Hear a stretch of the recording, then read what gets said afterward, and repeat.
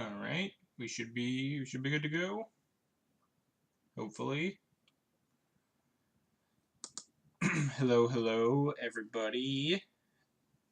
Tonight, there we go, no longer hosting.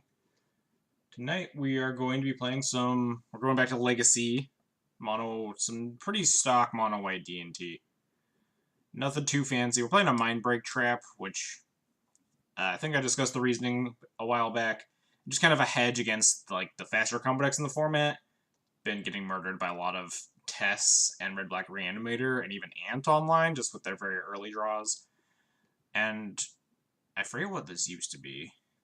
This spot was sitting at like a sort of Fire and Ice at one point, but sort of Fire and Ice is definitely... I keep boarding it in all these combo matches, but it's usually never like super good. It mostly shines in like the prison matchup, like the mono red Stompy matchup, which is already fine. I don't think we need a second per red sword. And it also shines in the Miracles matchup, which I just don't see nearly as often anymore.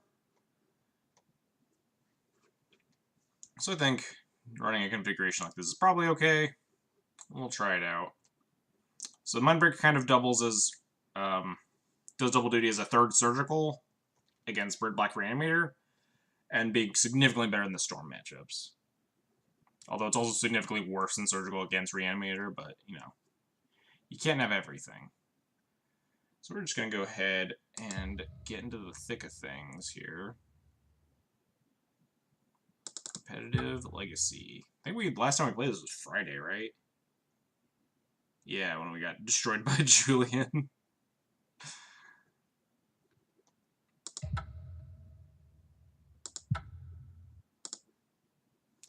Let's get going.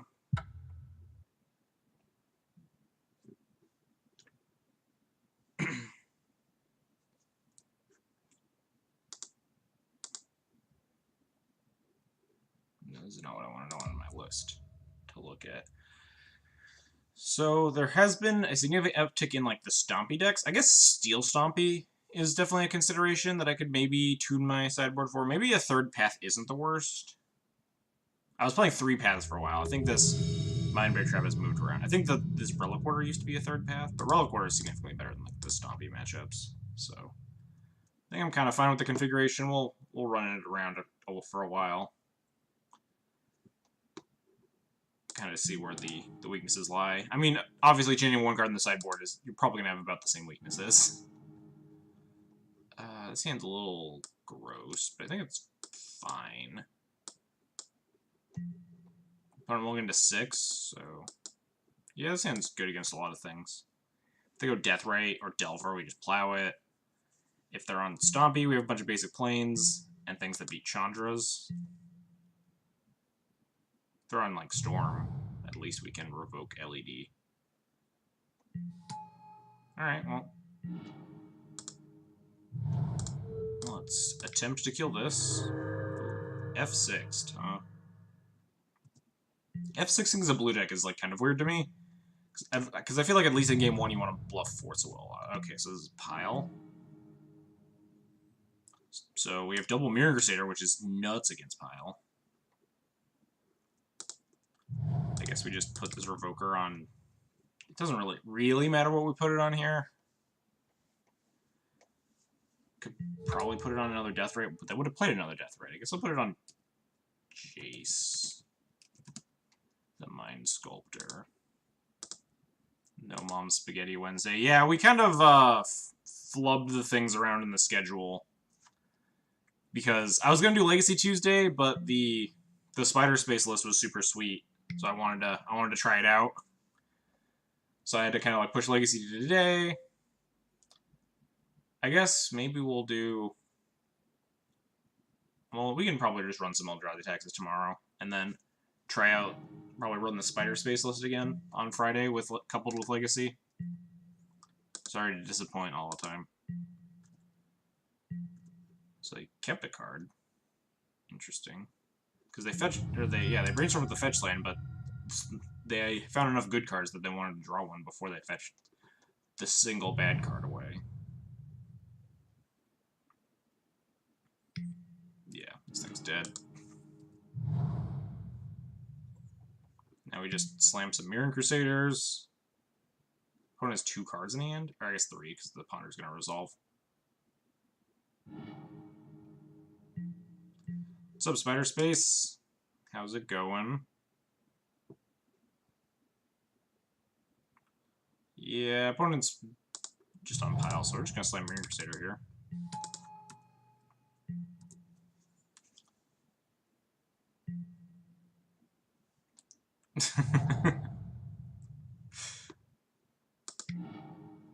Aw, opponent has the Bolt. Well, hopefully they don't have Snapcaster for the Bolt, because that's going to be a bummer.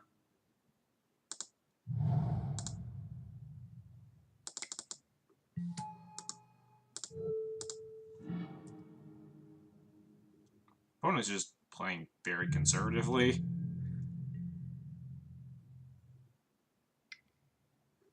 Brainstorm. Really don't want to get snap bolted here. That would probably be the worst case for me. Probably brainstorming for the snap at this point. That was a fast brainstorm. I guess they don't have that many cards in hand, but...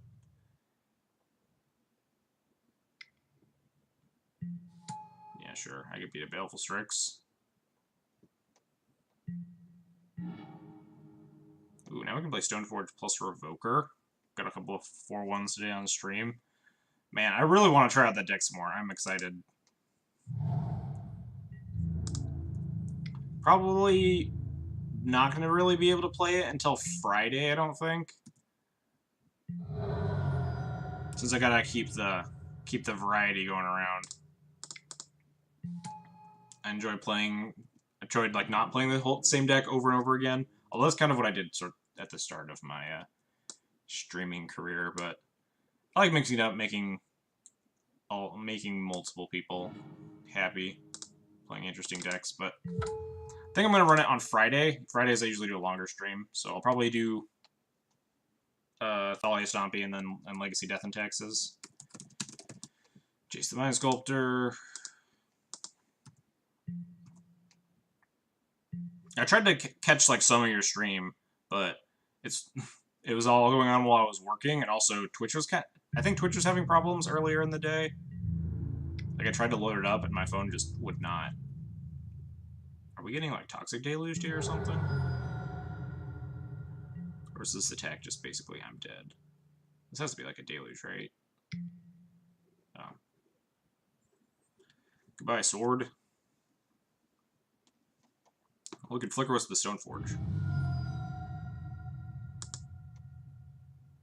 Yeah, I did watch. I watched the VOD of your last. I kind of like sped it up, like played it over pretty fast. But I kind of wanted to see like your sideboarding strategies and your thoughts on certain matchups. So it definitely helped me out. I think it was the one where you played against like Bant Coco round 1. That was, yeah, they did have the deluge, cool. And then you just kick the crap out of everybody else.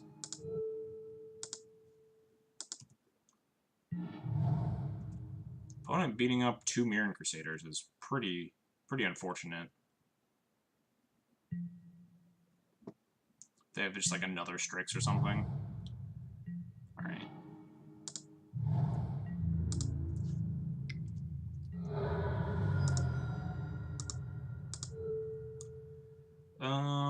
Guess we probably tap this. I'm not really scared of a Leovold or something. And of course they could always just fetch to find the color that I'm porting them off of. But yeah, like that. Double Lightning Bolt, that's kind of surprising.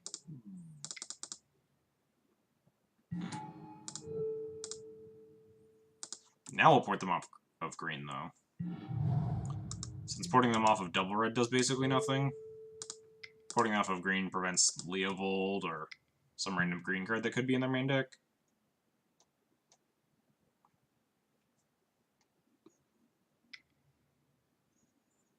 Of course, they'll just see, yeah.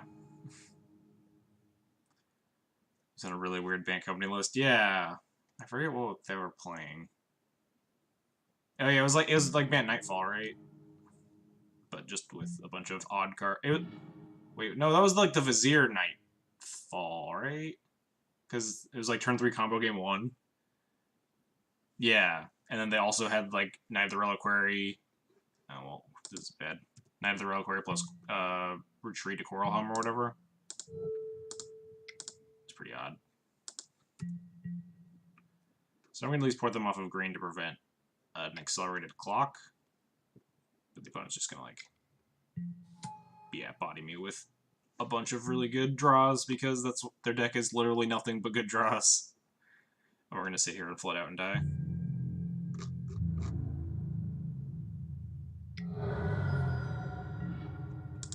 Not helpful. So we really want to draw, like, a Thalia here. Thalia we can protect with Caracas, or a third Mirroring Crusader wouldn't be the worst. But this Jace is going to put us in the ground pretty fast.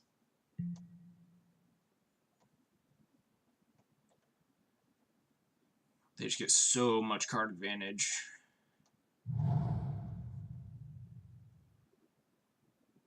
At least they can't be shuffling away these bad cards. They don't get to dig that far. Crusader, Thalia, Stoneforge I'll accept.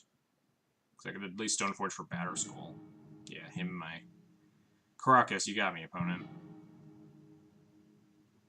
I do want to hold on to this for Kolaghan's commands purposes. I already have 4, 5, 6. Yeah, I have enough to play Stoneforge and Batterskull if that's what I draw.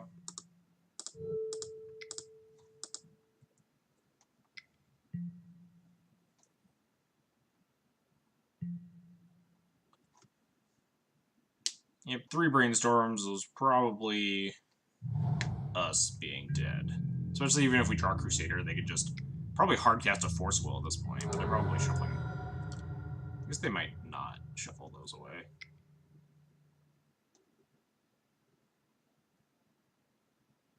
What are they? Oh, the Gurmag.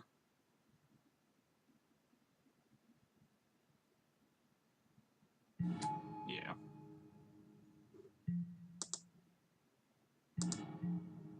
Oh man, we have 3 Rishadan ports though. How do they beat that?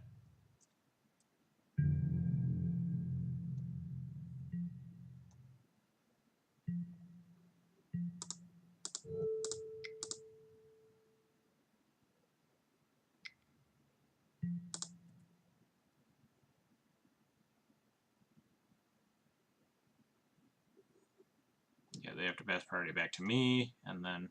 Okay, so I want to cast a spell here. Snap. Or they just like snap bolt my face.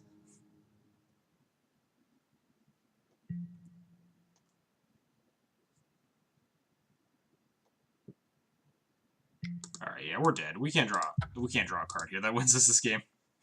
I'm gonna save myself some time here and end it. Alright, so sideboard time. Council's Judgments, Cataclysms, and Rips. And then we cut Jite, Shave Plows. I never know what to do for this matchup. Because all your cards are, like, awkwardly very medium. Like, Sanctum Prelate is, like, not great, but okay. Revoker is pretty not great, but also okay. You just, like, probably cut down a lot of plows. Opponents on Gurmogs, which I've kind of seen as kind of a mirror to True Name. You play it instead, where it's better because it can come in faster and beat up, like, the combo decks, because it's just stronger. But it's worse against the fair decks. I'm all for them being on Gurmog. So it actually might be worth it to keep in more swords, because they're less likely to be on True Names, or at least are on less True Names. I could see actually just like cutting Revokers, keeping in 2 swords, since Revoker is just such a fragile way to beat like a Jace or a Deathrite when we have Plows, which is a more permanent answer to Deathrite, or Rest in Peace. Probably running something like this.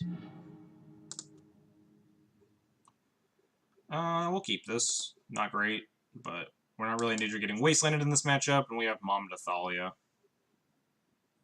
We have Cataclysm for the late game if we had our land drops. Although, We either hit every land drop or like none of the land drops.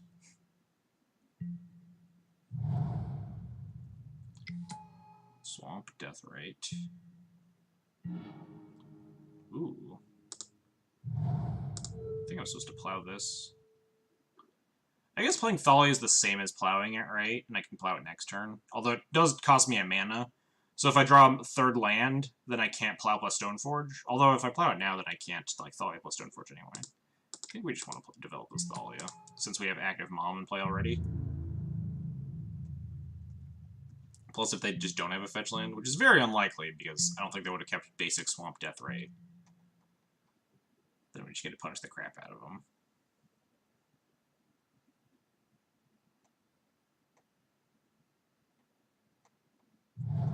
Yeah. We have Mother of Runes online, so this Thalia gets to punch my opponent for a hot minute.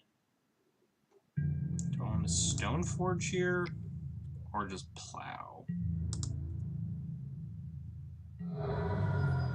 I think I want to plow. I'm not sure what they're gonna do. Could always also just port. Yeah, we're gonna plow this. I don't want them getting to like 4 mana or anything when they could K-command me. Oh, I shouldn't F6. That's definitely bad. F6 is going to be really dumb here, especially because right now is when they would want to use mana. So now if they want to cast a spell, why did this in the upkeep over the end step? If they want to cast a spell here, they have to use their mana this turn, whereas they're holding up a Fatal Push or whatever that they, for some reason, want to fire off. Yeah, now they have to do this on their turn and use extra mana. What are they going to cast, though? Just a 3 mana? Diabolic Edict. I think I'm going to just sack Mom. They can't cast another spell this turn, unless it's a Death Rite or something. If we draw another land, we can also protect Thalia with this Caracas land. Nice. So now we can play Stoneforge and leave up Caracas for Thalia.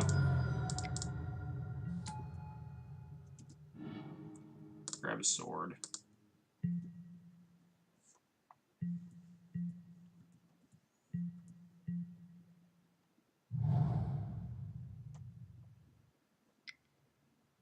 Opponent playing something. What, Liliana the Last Hope? Can't cast a Jace because you don't have double blue and because it costs 5. They could like Deluge for 2 and only kill a Stoneforge.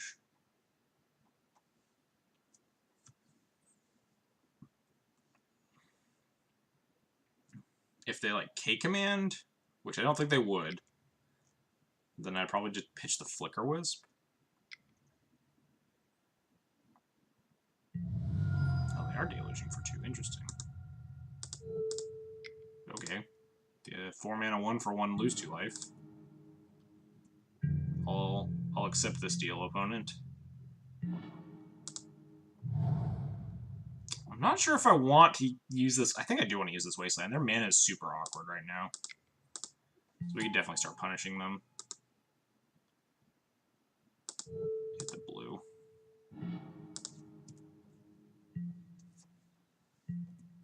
Takes them off of double blue for Jace or True Name if they have it.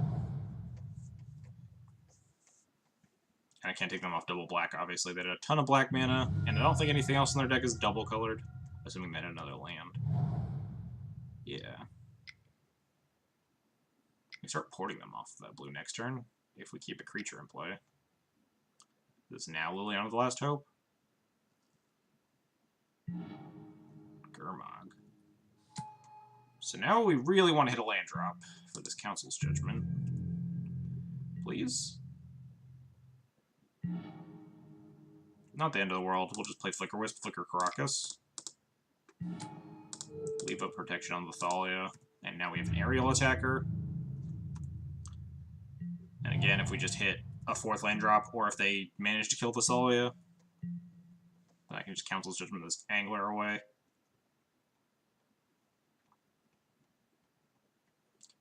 Be like Baleful Strikes here. It's a little obnoxious. That's fine.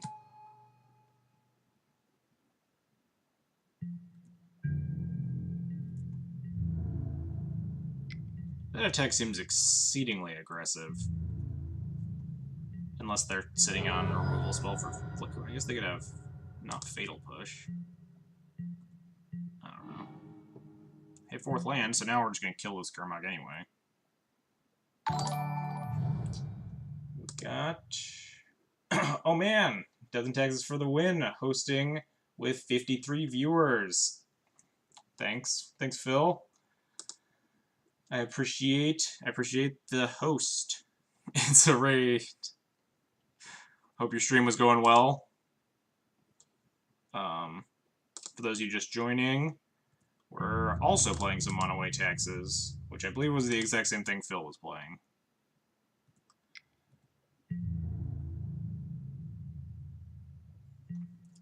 I'm doing pretty well, Static.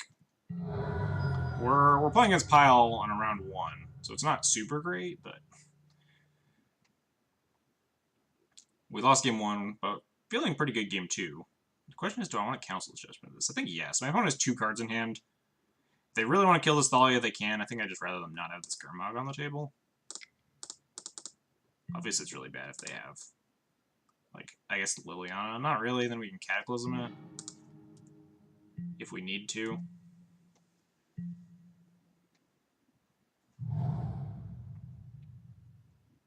Hand looks great against Pile. Yeah, this hand's pretty good. Feeling decent right now. Do they actually have the Lily? I felt like they've had it for a while. Oh, nope, they just have 2nd Deluge.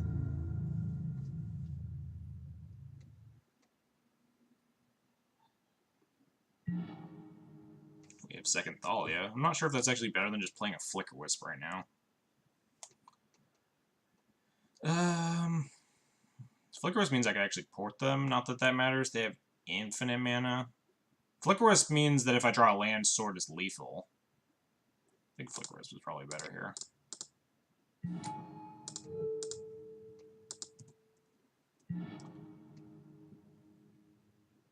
I'll port the red source. And hand to the pile opponent. They found the greediest avatar they possibly could, and I respect that. It's like Dead Man's Chest, yeah. You like Bolt Move Wisp. They're just gonna deal me 2 damage. You got it, bud.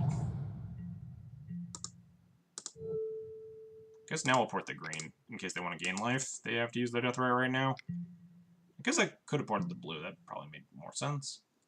They have to use the Death Ray, but they have a decent amount of food. This is just TMS as their last card. Didn't ask you yesterday, you're gonna SCG Con? No.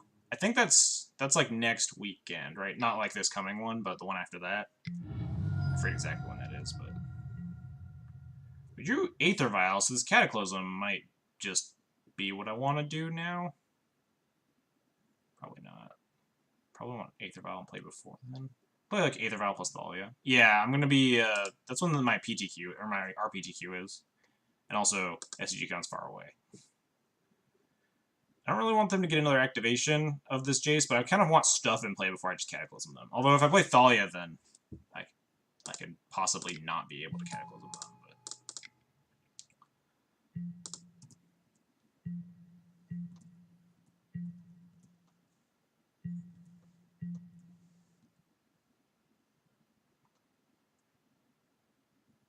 If we do end up slamming this Cataclysm at some point, then this Aether Vial being in play is probably better sooner rather than later. Yeah, I mean, there was also the RPTQ it's like, there's one 2 weeks after that, so I could have been going to that one or something. Yeah, I could just pick up my Thalia end of turn, which kind of doesn't make sense on why I would play it this turn, but I guess I could have played Flicker Wisp this turn if I was intent on Cataclysming.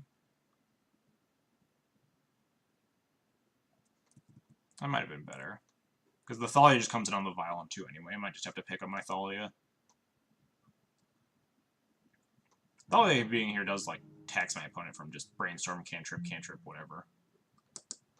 Okay, they're just doing it for me. They're just taking down their Jace.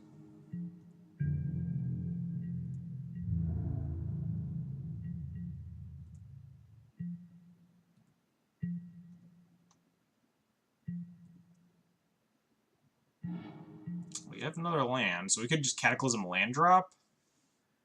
Cataclysm, sack everything but port. Play Plains Pass. Then they have, what, one land, a Deathrite, infinite food for the Deathrite, and, like, one card in hand? Or at least the cats. Cataclysm the crap out of them. Hope they don't have hard cast 4. Oh, man, that would be a bummer. They do have exactly 5 mana up right now, but I doubt Force is in their deck post-board. But yeah, I think Cataclysming them is the right play here. Get them.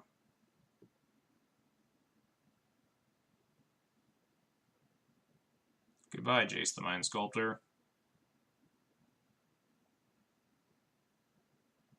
Next turn we can have Port plus Dahlia. I guess there's a line where I keep Karakas here instead, but I think I want to keep Rashad and Port just to deny them mana.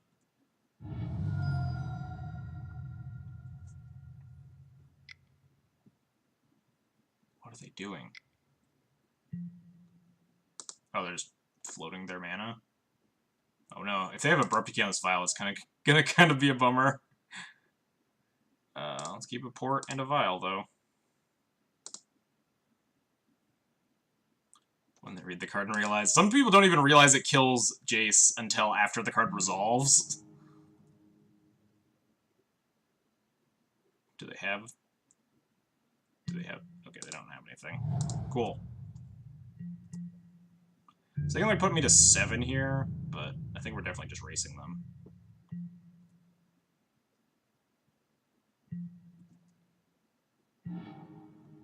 Oh, we drew another Thalia as well. Close didn't have Flash. Dodged a, yes, dodged a bullet indeed. Had that happen in paper. Oh yeah, the opponent not realizing how Cataclysm worked. It is always nice. They eat the Cataclysm. Obviously out of spite. They're bitter. But we can definitely race this, especially with the Flicker Wisp. Port them, make sure they don't have mana. They'll probably use Deathrite in response, and then we Val and Thalia.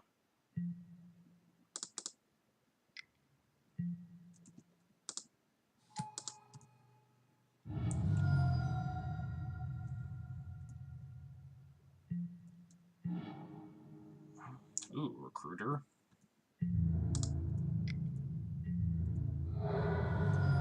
I guess we'll just Flicker Wisp this Death right now.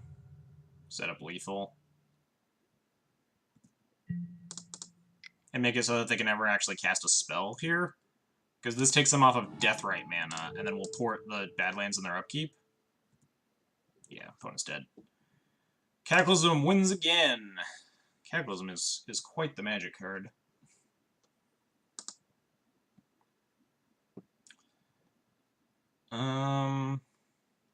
Maybe I want more Revoker, less Plow. Although on the draw, like, Plow's probably just even better than Revoker is than it is on the play. I do kind of want one in my deck, though, for recruiting purposes. Probably shave it down like that. Although with one Plow in my deck, what's the real point? Besides the Mise? We'll just run it like this. It's either that or, like, swap the second Revoker for the first Plow, which I don't think is particularly relevant. Yeah, I wish there was an original foil, too. It's really it's kind of a bummer, because the only foil is, like, the ugly FTV, right? But I have all foil Death and Taxes in paper, so I own 2 Cataclysms that are FTV foils.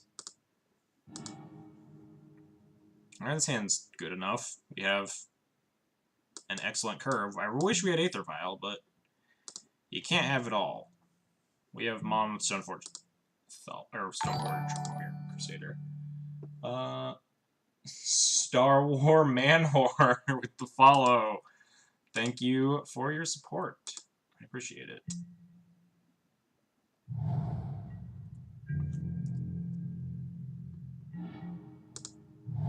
drew Thalia, which is excellent.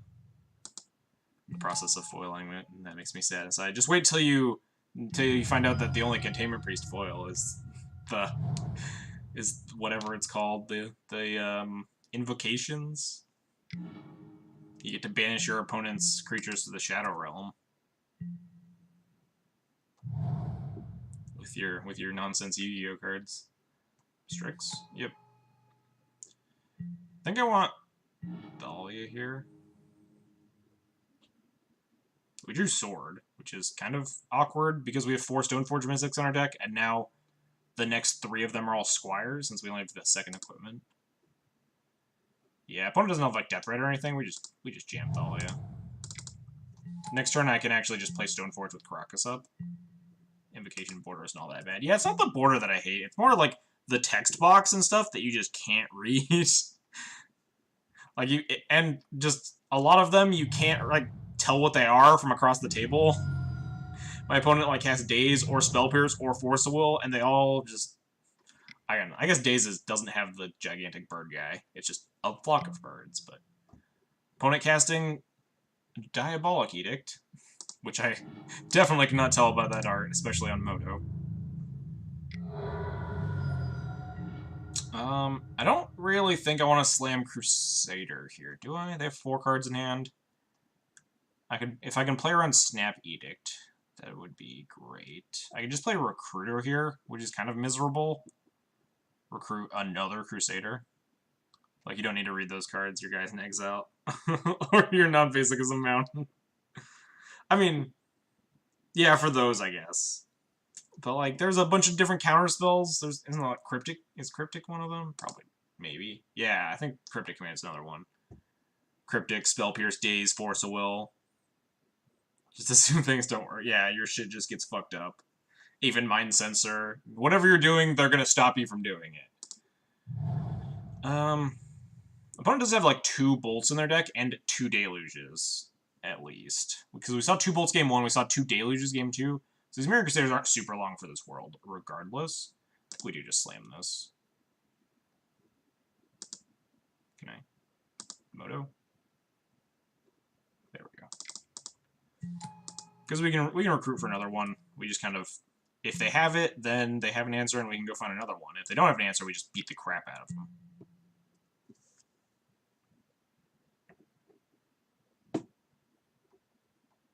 Man, this hand would have been so much better with an Aether Vial.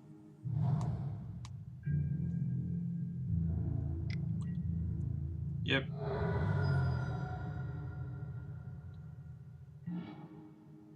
Do they have something? Consecrated Sphinx. I'd be confused even if it was the original art. Yeah, that's understandable. Are they going to deluge me for 2? Yep.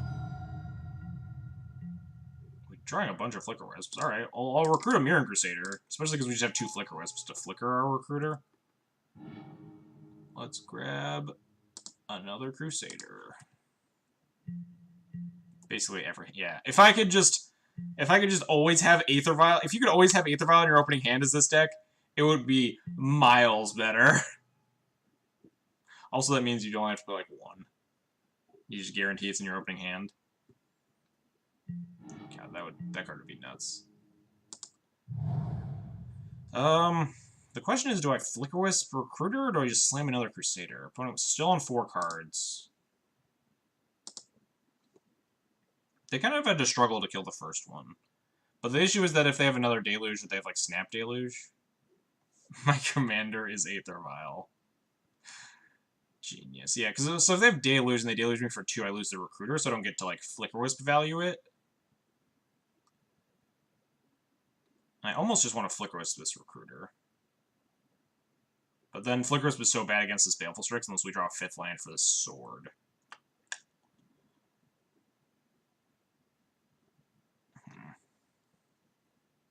I think I just want to go get another Crusader.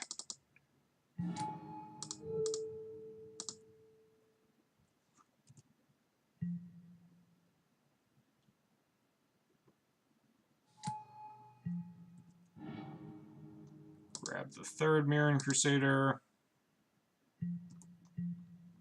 And now we have We have an army. They can't have that many lightning bolts and and toxic deluges. They'll run out eventually. Draw 5th land, I might just slam sword. Ooh. Sweet. I'll plow this Baleful Strix. Since we play the worst color legacy, we should get 1 card as our commander. Only fair. I agree. Aether Vial as commander or Riot.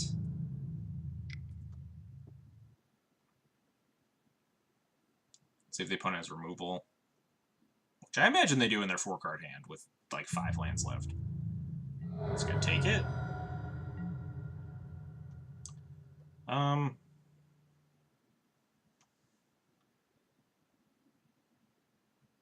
Guess I'm just gonna play another Flicker Wisp. I definitely don't want to play a Mirror Crusader to this board because I'm already putting the pressure on them and they have nothing to fight back with. So if they have like Snap Deluge or Second Deluge, I don't want me to lose one of my most important cards. I could just play Sword and let them deal with the board as it sits. Or I can play Flicker Wisp. I think I like the Flicker Wisp. I don't like the Sword plan because Kolaghan's Command makes a lot of sense to be in my opponent's hand. I don't want to give them that easy 2-for-1. I could just pitch the Stoneforge if they make me discard. Yeah, I really want to play the Sword, but they clearly have something. Yeah, exactly. Kolaghan's Command would make a ton of sense to be in my opponent's hand here.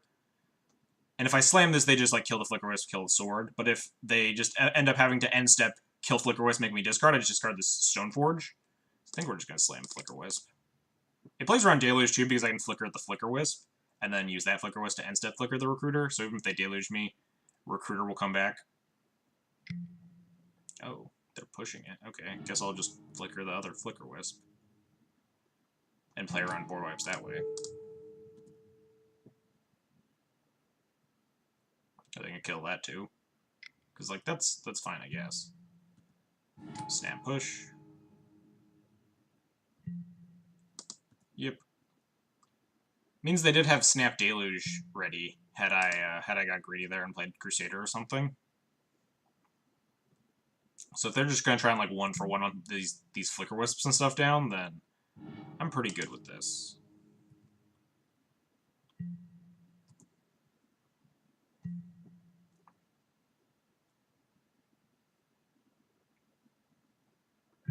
Now we probably want to start slamming Mirror Crusader or something. They killed it before the target baffled me for a second. Oh yeah, if they have the second Fatal Push, then it's a fine play, but yeah. Otherwise, they would wait until I played the Flicker Wisp and target the Recruiter, then they push it. Well, that's a bummer. That's not a bummer. That's like the opposite of a bummer. I'm down for this Cataclysm. Not right now, but in the future. I think I just have to play Crusader and pass here, though. Attacking this Baleful Strix doesn't exactly do anything for me.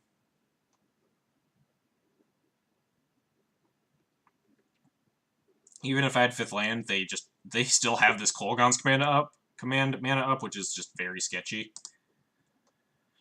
We'll just slam Crusader here.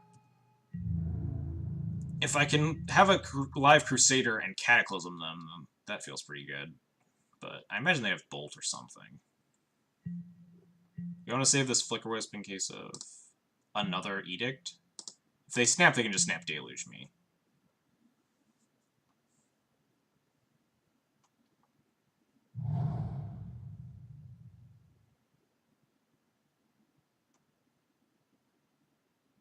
There's definitely a consideration of if I attack with this Crusader, they can block with Snapcaster, and just message him telling them to get rid of that pesky command. Yeah, seriously. What I was about to mention is that, so if I just attack with this Crusader this turn, they could chump block with Snapcaster, and like Kolaghan's command, make me discard, buy back the Snap, and then like Snap Deluge me. So there's some incentive to make them try to not buy back their Snapcaster, like play the sword out. Especially if I draw 5th land, and then I can play Sword, attempt to equip it to Crusader, then they K-command, like, kill Flicker Wisp, shatter Sword, and then I can attack with this Crusader, and if they chump block with Snap, I'm not nearly as poor of a position. I think they're just going to deluge me, though. They're pondering. That is a show of strength from the opponent. That is a horrifying show of strength that they're not deluging this board, they're just going to ponder.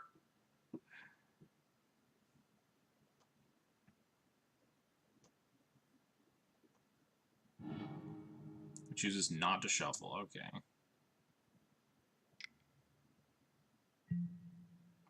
Sure, death rate. They don't. If we can draw another land, we get to just murder them with this sword. Come on, land. Oh, man. They are about... Unless they have Bolt. If they have Bolt, it'll be kind of a bummer, won't it? This play makes me feel like they have Bolt, right? Is there something I do differently? Do I, like, equip a Flicker Wisp or something instead? It's worse if they have another Fatal Push, right? They've only used one. They've used 2 Fatal Pushes. So maybe it... Am I just, like, psyching myself out and they don't have anything? They have 2 cards in hand. They have at least 2 bolts in the deck. But they chose not to deluge away the Crusader when they had the option. They chose instead to ponder. Don't you just Cataclysm? Do I Cataclysm here? If I, like, Cataclysm and then they bolt the Crusader, aren't I just, like, kind of boned? They just keep, like, whatever land, death rate. Then I play second land. Well, I guess if I play second land, my hand is gas if I continue to hit land drops, right? I can play the Stoneforge, like, put in sword, I guess. I'm not sure.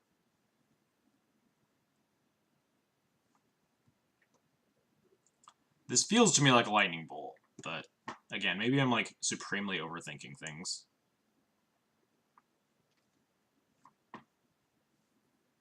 I'm not convinced Cataclysm was the right play, but I'm not, like, I'm definitely not opposed to it.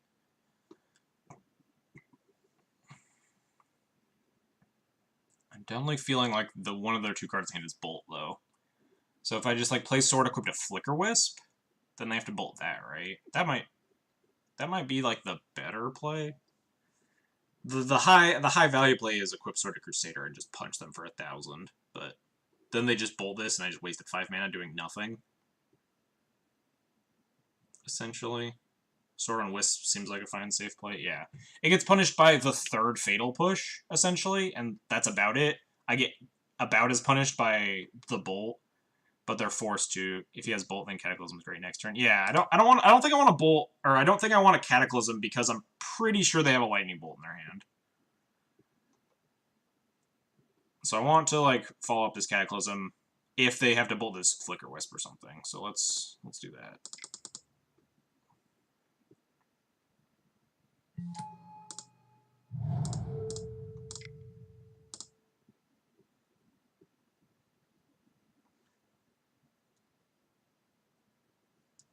Additionally, they probably have command for... Yeah.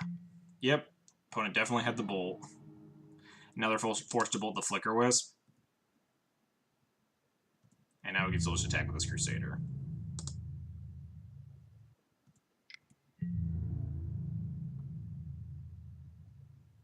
Yeah, if they block it, that means they definitely have command. So the last card in their hand is K-Command, very likely. Yeah, their hand is Bolt K-Command.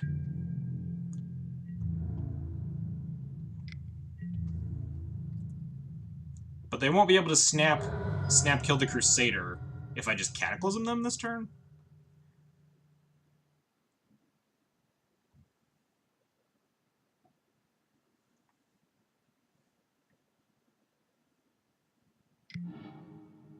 They're making mana. What are they gonna do? Leovold? Sure. So the last card in their hand is K-Command, and they're gonna buy back a Snapcaster Mage. So we just slam Cataclysm here? And then punch them?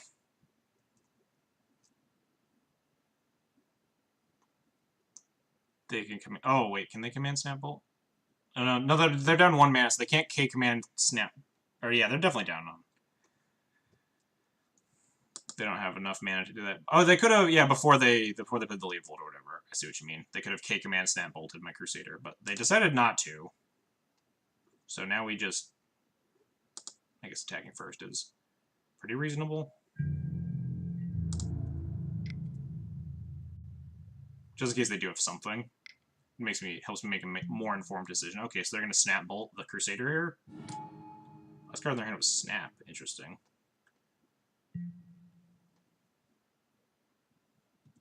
Yeah. So now we just play this other Mirran Crusader instead and hook it up with the sword. Since they have no cards left in hand. And then we Cataclysm them the next turn. Wait, they're blocking first? Why would they just, like, throw their Snapcaster off a cliff like that? There are...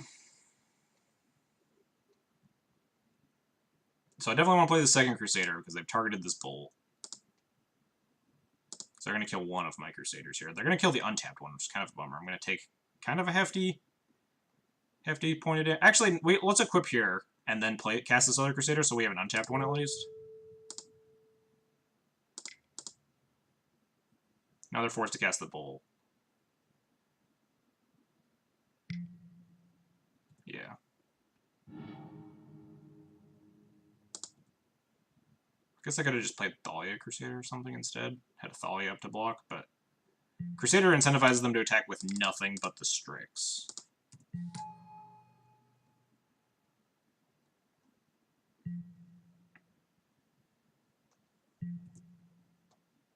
I think we were supposed to go Thalia Crusader. Yeah, I thought about that as soon as I... Because if I cast the Thalia, then they want to cast the Bolt in response anyway. Oh, dear. Now they bounce this, which is kind of awkward. They attack me for a bunch. Now I can't get a creature in play. We need to draw a 6th land to, like, Stoneforge Cataclysm them.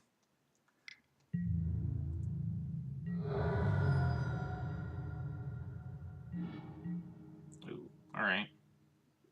I guess we just Cataclysm plus... Or Cataclysm plus Thalia, I guess, is better.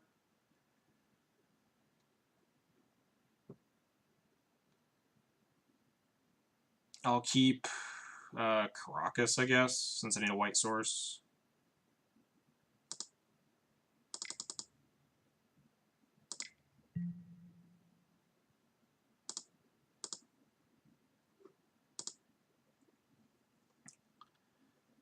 Should I play Stoneforge, though? Depends on what they keep. I might have to Stoneforge for Batterskull or something. But Thalia is probably better, since it just, like, races with the sword. They're keeping the Deathrite, okay. Oh, they keep the Strix. I didn't think about that. Because it's an artifact. So I need to race this. So I might have to go get Stoneforge, actually, to, like, get... Although Batterskull, it's just so slow to get this online, because I have to put it in. So I play it this turn, next turn I put it in. By then I've taken 3-6, but then I equip and then the game's over. If I play Thalia, next turn I can equip the sword and attack and kill the Deathrite.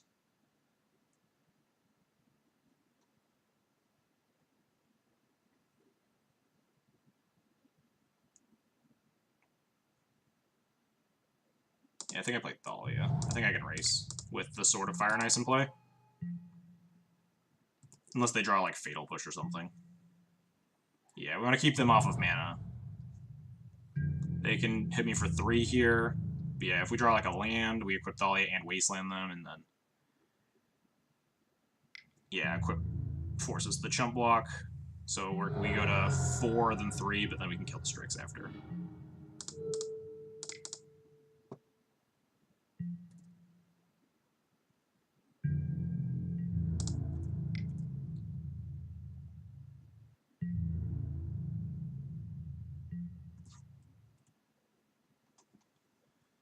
Now we just need to fade, like, a Fatal Push?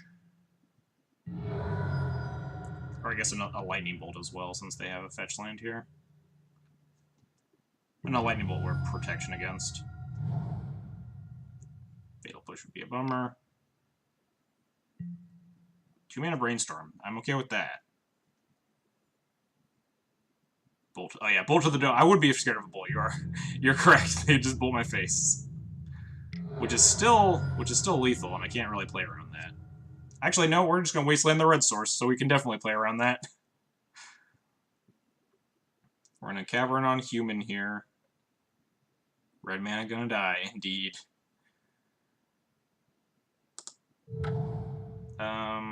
Cavern on Angel lets me cast. I don't think this Cavern decision matters very much.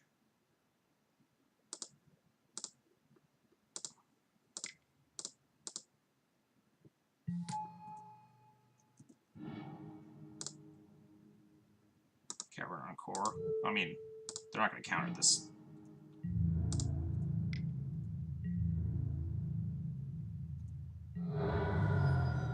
So I have lethal on board next turn. I'm just going to shoot the Strix to play it safe. Don't play Cavern. Oh, yeah, that's fair. Wait. No. That's... I guess not playing the Cavern's fine because I could draw something. I don't think I might have not second wastelanded them. Ooh, that's kind of scary. But we have a Crusader here, so not that bad.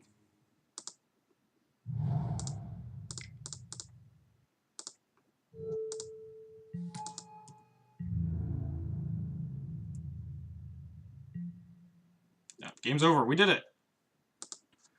We beat the dreaded check pile.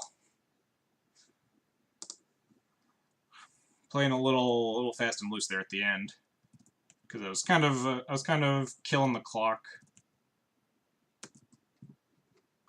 with the conversing with chat about possible lines.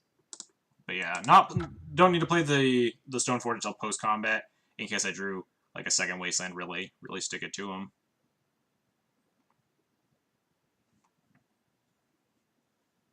Or like a Rashadan Port, I suppose. Take that pile. We got him. We got him good. The good guys win again. That'd be an excellent game to rewatch. You replay later and see how you feel later on. Yeah, definitely. There were definitely a couple lines, especially towards the end, that I did play a little rushed. There was a little touch and go, like when I should have cataclysmed them, and it was definitely like trying to read what was in their hand. That was definitely a little back and forth. What's up, Yaz? Good to see you. Thanks for the well wishes. I think this hand's like fine. We'll just hope we're not playing against Storm or any other combo deck. We really want to be playing against like Delver or some nonsense with double Plow Crusader. We're gonna keep this. Come on, not Storm. Ooh, the Mirror. Yes, this hand is reasonable against the Mirror. Cataclysm timings, but fine, but I almost had the last 3 turns or so. Yeah, it was like, there were a couple turns where it would have been okay to cast it, and I wasn't sure if it was correct, because playing around like possible removal spells in the opponent's hand and stuff. There were a couple turns where it was reasonable, but like, the question is which one was like the best, or the most reasonable. Alright. They have Stoneforge, which is kind of bad for me, because we don't have a Stoneforge. But we do have 2 Plow to keep them off of connecting with this GT. Ideally, we draw a 2 here. Yeah, let's get big. I don't know what you mean, Fox. Don't think I want to kill this. We can't really do anything.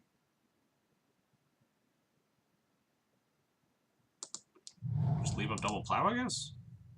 Likely not plowing any of their stuff. Probably actually, maybe plowing the Stoneforge Mystic, if it's their only creature. Oh, they have a mom. Stop F6ing, quickly! We definitely need to plow this Mother of Runes.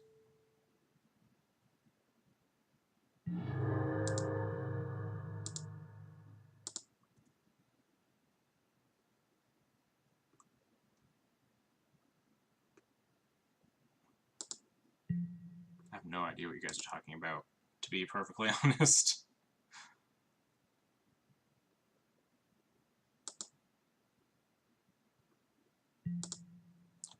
Opponent has Jite, we have a second Plow, and we have Crusader to protect against ground dudes. So we're not in the worst position ever.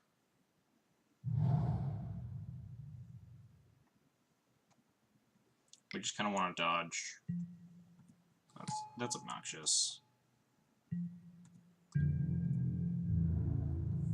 Now I have to plow this Mother of Runes too, so we don't get just housed by this Jite.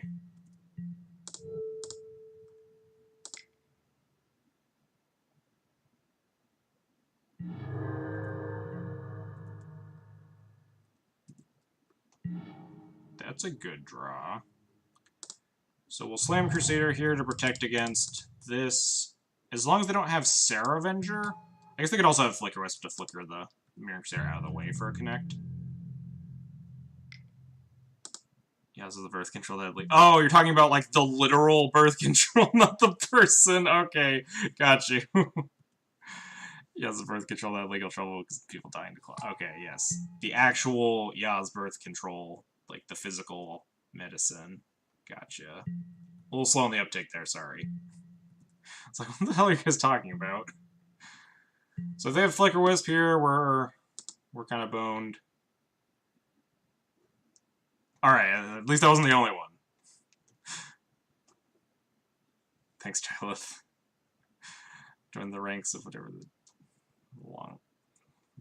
Those with long life led to toxic shock syndrome. Jesus. It's messed up. Opponent only has 3 cards in it, I guess, so maybe they don't have Flicker Wisp. If that's the case, we just get to punch them with GTA'd Crusader next turn and just body them.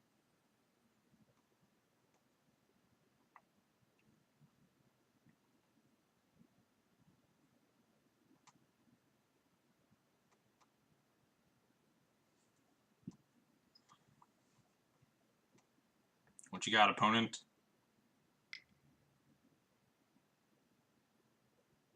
Is this an equip? This is a Thalia. I can beat that. I can definitely beat that. So I can deduce that they don't have Flicker Wisp, or else they would have just got me with GTA here. So we're just gonna slam this Stoneforge Mystic and then just take them to church here.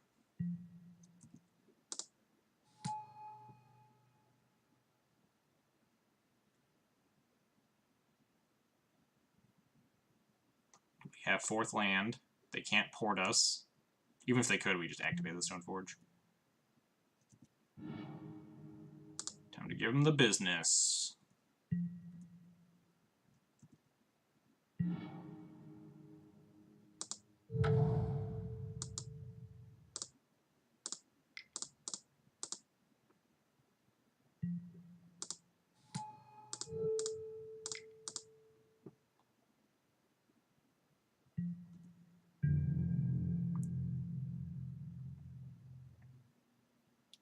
Unless they're, like, super mind-gaming me with this.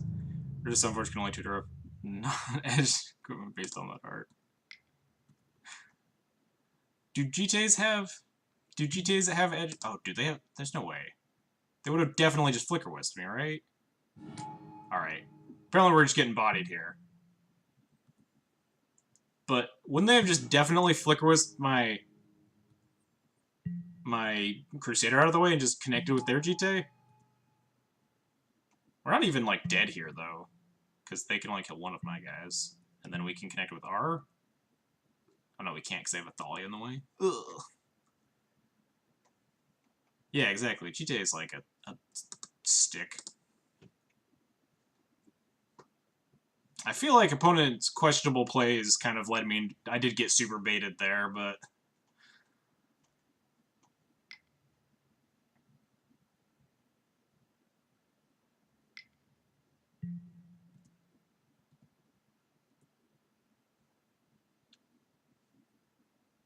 Opponent definitely wanted to just connect with their Stoneforge that turn. Very confused on why they didn't. Also, I probably couldn't have, like, played around this, right? Because I just didn't have anything that could answer this flyer regardless.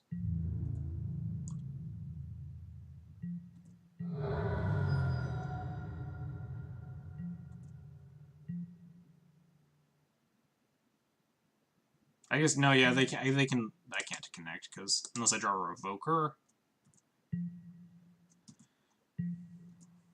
We're pretty much dead. Or Flicker Wisp. Ooh. Interesting. Although not very. We Flicker Wisp their GTA, they kill the Mirren Crusader, and then we can't GTA up our Stoneforge because it gets blocked by the Thalia.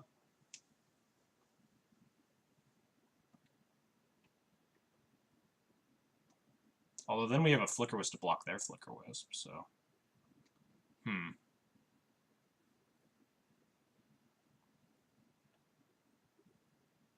We'd actually just save our Crusader, or save our Vial here, right? Tutor. Yeah, we'll just always draw Flicker Wisp and we'll be fine here. I could play Stoneforge and just leave up activation for Batter Skull or Sword of Fire and Ice. I don't even need to necessarily attack.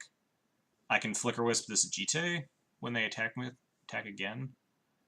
I could force the Jite use by activating, or by equipping the Crusader here. I think I'd rather just have like a Batter Skull or something.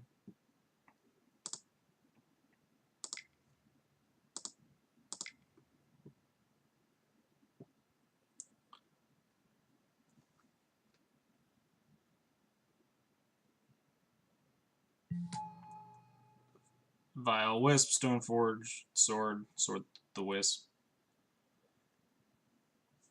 I guess that... Does that work? No, that doesn't quite work. Oh, I guess... No, that doesn't work. And I can't attack this turn. Because I would have to... My only creature that would still not have summoning sickness would be the Stoneforge, which I'd have to tap to put in the sword. I think this line is pretty safe. I don't want to attack because I could actually just trade Thalia with Crusader. So you just wait. Do they have another Flicker Wisp? Do I care if they have another Flicker Wisp? I don't think so. I guess it's kind of obnoxious if they just recruit for more Wisps. Because I'm actually kind of hard-pressed to keep their GTA offline. Because they can start disrupting my stuff. Man, the mirror gets so convoluted. They get a Palace Jailer? That seems aggressive, opponent. You have some high expectations for this game, opponent, if you're not just getting more Flicker Wisps. Yeah, Revoker I could see too, but Palace Jailer seems needlessly aggressive.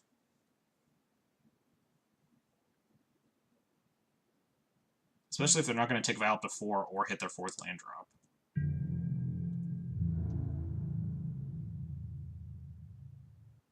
I'm just going to Flicker Wisp this Jite.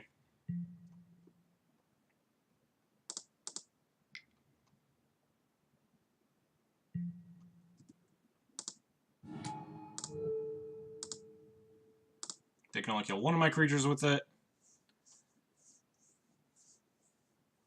If they had, like, take the Vial up to 4, maybe I could understand. Because then they could instant speed a Palace Jailer to, like, blow out my equipment plans. But mirror matches are like checkers.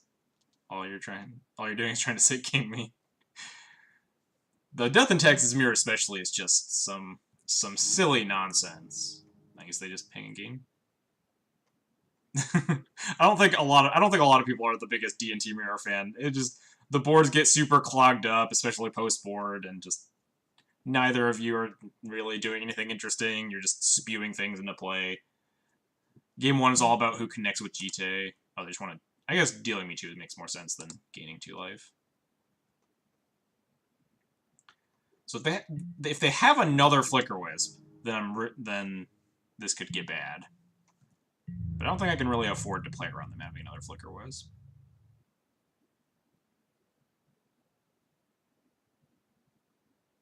I actually kind of like the mirror. It is like very... It is very, you know, chess or checkers-y. Alright, if the last card in their hand besides this Jailer is a Flicker Wisp, we're kind of dead. But if not, we're okay.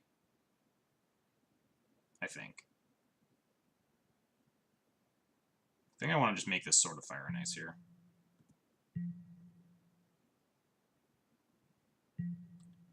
Might also expect into other self-destructive shit. Tend to win often, but I think there's something about it. Yeah, it's just a, like, kind of weird and quirky and not like a lot of traditional matchups are, which I guess in a sense is interesting for some people, but for some people it's just like really dull for that exact reason. Alright, let's just try another Flicker Wisp and make my life easier. Oh, they're gonna port me? I guess I put in this Batter Skull? Like, I don't think I'm doing anything else with the last mana. This only punishes me... It prevents me from double equipping, which is kind of a bummer, but... I don't think it punishes me for anything besides drawing, like, a Mother of Runes. Yeah, well...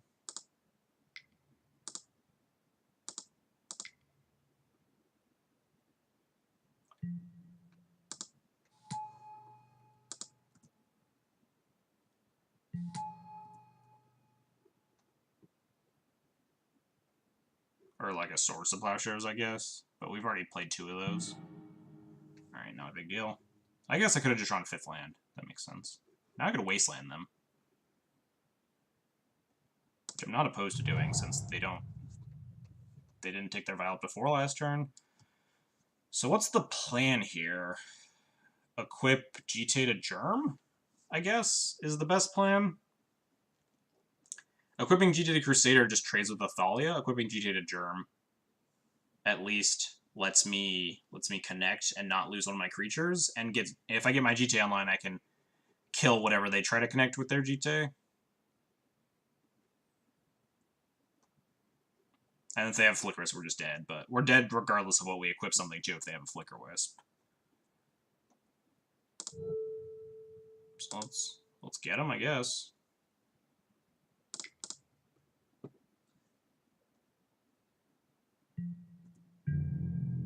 I guess this gets punished by Crusader, as being their last card as well. Hello. Oh, fuck, I'm dumb! It says Summoning Sickness, I'm an idiot! God. Alright. That's on me. Trip doesn't have haste, yep. Well, oops. Oh well. We may have tossed this game in the dumpster. Because now they also get Mom online too. Thanks, Chilo. Do they have something? They have another Wisp?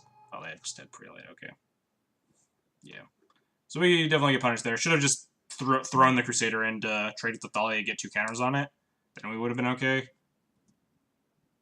But yeah, now we're just dead. Unless we draw Phyrexian Revoker, I guess. Could maybe put us in this. German Summoning Sick. Next turn, equipping German Steam Deck each turn. They have to use Mom if you draw removal. Yeah, but I should have just spent this turn equipping to the Mirror Crusader just to get the trigger on. Because if I had 2 counters on, even if I traded with their Thalia, now I can prevent them from getting counters. And killing their Wisp and their Mom allows me to get counters next turn. So this was like a super punt. This was literally a game-losing punt. But shit happens.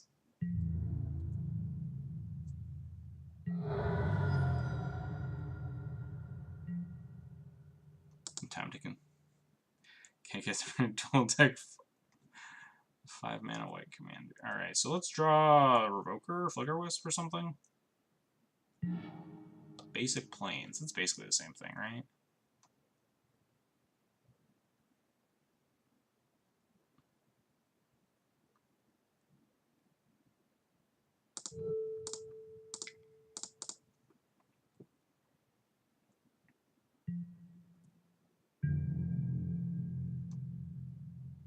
I'll attack and die. I'll go out swinging. Yeah, definitely punted. This is not the first time I've punted away the Death and Taxes Mirror. I've also went all in on Athalia with equipment when my opponent had a Crocus in play. I could have just put the equipment on the Stoneforge Mystic like a reasonable human being. You play more Plains than Wisps. It seems like you think Plains is better than Wisp. I mean, in a sense, it is. If you really squint and think about it, like, not too much. Alright, yeah, we'll Shame Concede here as soon as they block with Mother of Runes. Or block with anything and pro-black it. Or just neg 2 and first strike with Thalia. They have a lot of options to murder me here. We have horribly lost this game. Although, in fairness, the opponent also probably kind of kicked this game away from themselves by not just recruiting a Flicker Whisper or a Evoker previously. Yeah, I can't cast any of my... They're going to let the 2 damage happen. And then just ping it down with the GT.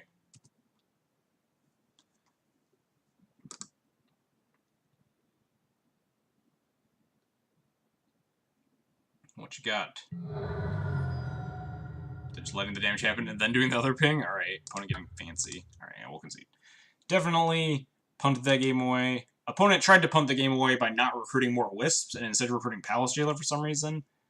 And then I was kind enough to counter punt for them, so all's well that ends well. Cut all these horrible Thalias, cut this horrible Sanctum Prelate. Then just run it like this, I guess. Probably fine. I don't think stuff like Cataclysm or Container Priest I go back and forth on boarding in, because, like, sometimes if you don't have the Vial and they do, it's okay, but it also makes their Flicker Whip, weaponizes their Flicker Whips as removal spells. So, Container Priest can be a super dangerous card in the mirror. Sometimes you can really get them. Especially if they Flicker us their own stuff and then you flash in Priest. Bring in my Break Trap to hedge against Wing Shards. This hand just kind of sucks. Also, keeping Vial hands can be dangerous against Phyrexian or Focre decks. Double Wasteland. And we just, like, are never going to cast that. Alright, yeah, never mind. We're just going to, like, lose this game. That's fine. I didn't have high hopes for this. Bottom that. As much as I kind of want Revoker, I would also want to hit my land drops. I'll just draw a land, and then draw a Stoneforge Mystic. And then also have them not plow this. Ooh. Alright, step 1. Step 2. Not the worst draw in the world. Definitely not the best draw, though.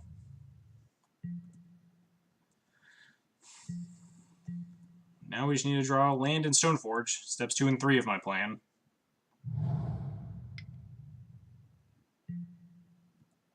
Well, that's kind of a bummer. Alright, no longer a bummer.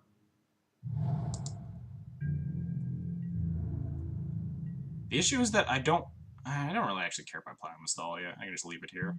I'm concerned that if they Vial Mom here, yeah, I want to be able to plow that. And I just don't think I care about this Thalia. Also, why is it still in their deck is the real question. Are they just trying to, like, bluff me? No. Die. Alright, now we just need to draw a Stoneforge Mystic, and we're well on our way to coming back from this. They just have another Mom. I'll plow that too. Yeah, opponent seems like a little bit inexperienced with the mirror. Not tutoring multiple Flicker Wisps, leaving in Thalias. I mean, they might just not have enough cards to board out the Thalias, but those are the first cards that come out. And almost all lists are playing like 2 Council's Judgment, 2 Path at least. Plus any smattering of like Pro-White equipment, or Manriki Kusari, or Leonin Relic Warder. They're usually enough cards to cut all your Thalias. Because those are easily the worst cards in your deck.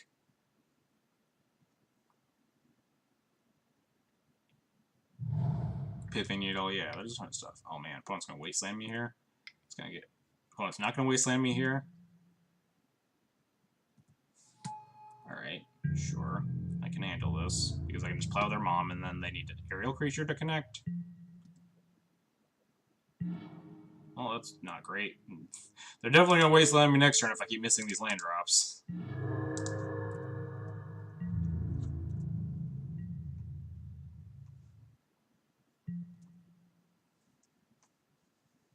So they can't connect this turn unless they have Revoker for Mom, or like land plus Plow can tap the Mom down to get the GTA in.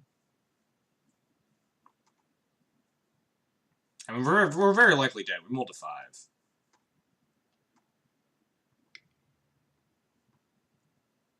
Opponent deciding not to Wasteland me again, so that's nice. That's kind of them.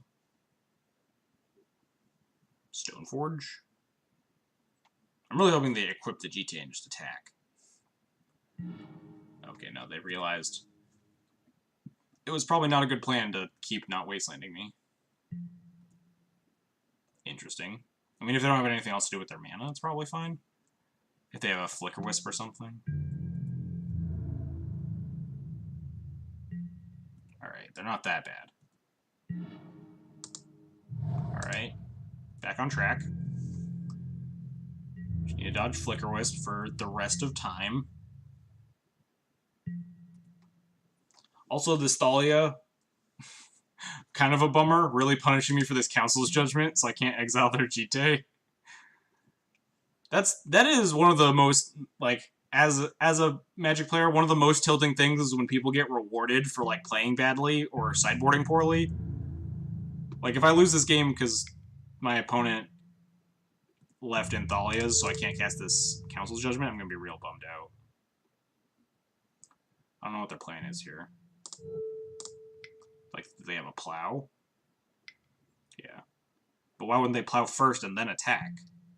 That seems much better, opponent. Now I get to stall another turn to find an answer to this Thalia.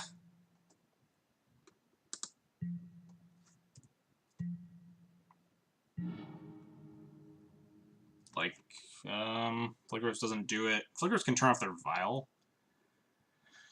Mirror Crusader can trade with Thalia, at least. And then hopefully I can Council's Judgment away the Jite. Flickers does nothing besides shut off the Vial and then die to a Thalia attack.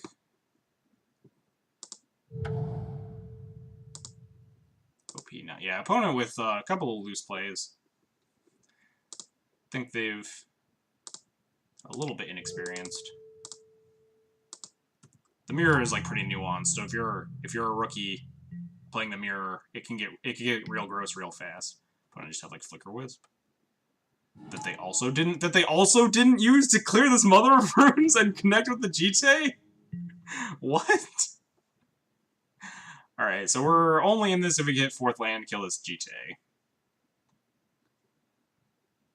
Opponent just had like 9,000 answers to my Mother of Runes and decided to use none of them. Alright, never mind. We're just gonna die horribly because my opponent has Thalia in their deck, and I can't cast this Council's Judgment. Feels bad, man. Alright. Getting back on there. Oh, wait, I didn't block. Oh, no, because, yeah, never mind. I didn't block because they Flicker Wisp it out of the way. They better take them out of 4 and become the Monarch.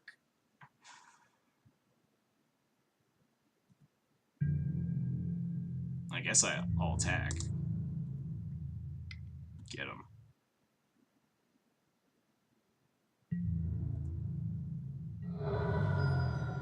Alright, I guess they'll take the damage. That's kind of fine. Fine with them stockpiling these counters. I don't want to play more creatures that they're just going to eat with the Jite. Port that Caracas, I guess. We just need to hit this land drop or we're just dead regardless.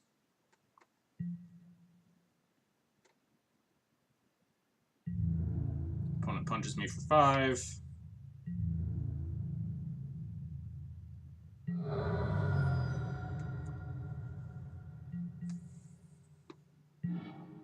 Not a land. Very unfortunate. This is looking not great. Are we just dead? Ping ping.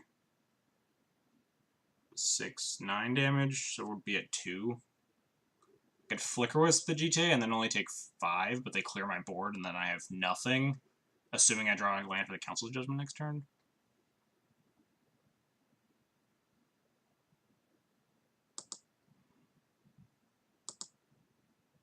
Yeah, I can't afford to go to 2, because then they can just kill me. Yeah, we'll play this. Should have attacked first, because I'm going to make them use all their Jite counters, I suppose.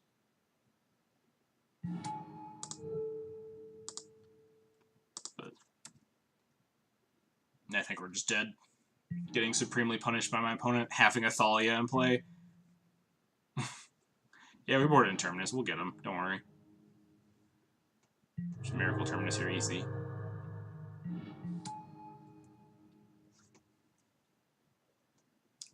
So they can attack me for 5 here, and then we have to like Council's Judgment the Jite, and we're at 6 life, and they have 4 cards in hand, and then we need to draw a 5th land, and then play Batter Skull, and then Alright, yeah, we're dead. They're gonna tutor up the Palace Jailer again. Why, opponent? Why? Why do you always have to go get the Palace Jailer?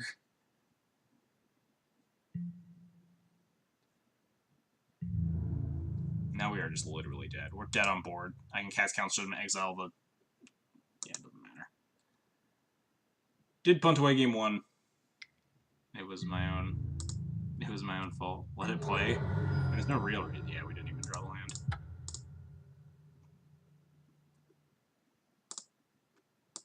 That's a bummer.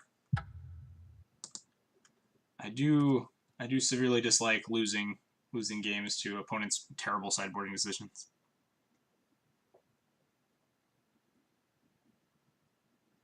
Die by a king's hand.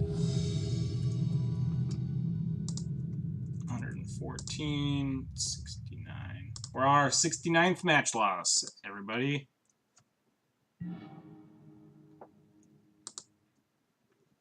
Wait, why am I at 183? Oh wait, never mind. Hang on, we're on our 68th match loss. I lied. Sorry. Sorry to let you all down. We're only on match loss 68. All right, this hand's fine.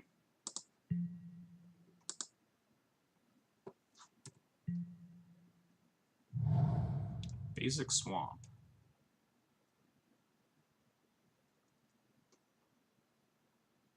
I always like rack my brain, think, oh dear. They're just gonna turn one Grizzlebrand me? I probably can't beat that. Wow, I didn't even realize that they mulled to 4 to get here. Because it doesn't matter, because they're just gonna draw back up to 9. Alright, I might concede in response to like a discard spell on myself. At this rate.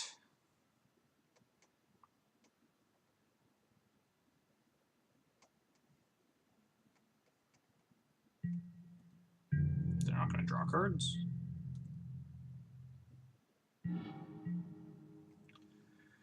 Is it worth fighting this Grizzlebrand? Yeah, I mean, cards can still win, but it's just a matter of, is it worth like these like very minor outs to let my opponent know what I'm playing? And I think the answer is no. We might actually be able. Maybe we can get there. So by turn 3, if we had a land, we can have Flicker Wisp in play. So Flicker Wisp plus Mom can actually fog the Grizzlebrand. This thing only gets 2 connects. It's a little 6 now. Oh yeah, after they Thoughtseize themselves, not 4. I wasn't paying attention. Oh, no, did they not even mull? Opponent is massively unfavored versus D&D. Yeah, it's just hard to beat the turn 1 Grizzlebrands, you know? I think they actually like didn't mull at all, and I would just only pay attention when they had 4 cards in the hand after they had already like unmasked pitching a card and like played their land or whatever. Yeah, I'm pretty sure concession is the right thing to do here. I don't think I'm going to win this game. And just letting them know what I'm on seems unnecessary. We'll concede. And then bring in like our entire sideboard. And then cut like all of the cards.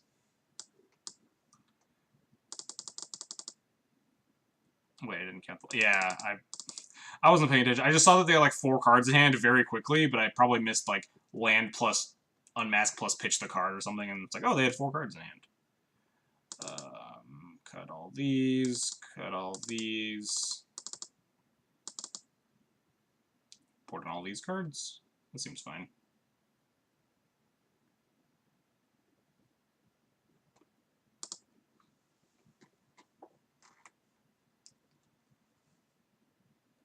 Alright.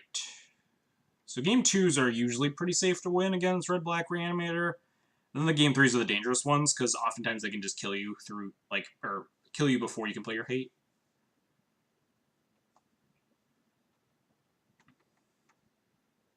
But I guess if Port was Wasteland you play on? They had basic Swamp, right? So I can't even, like, Wasteland them? Pretty sure I'm just, like, stone dead there.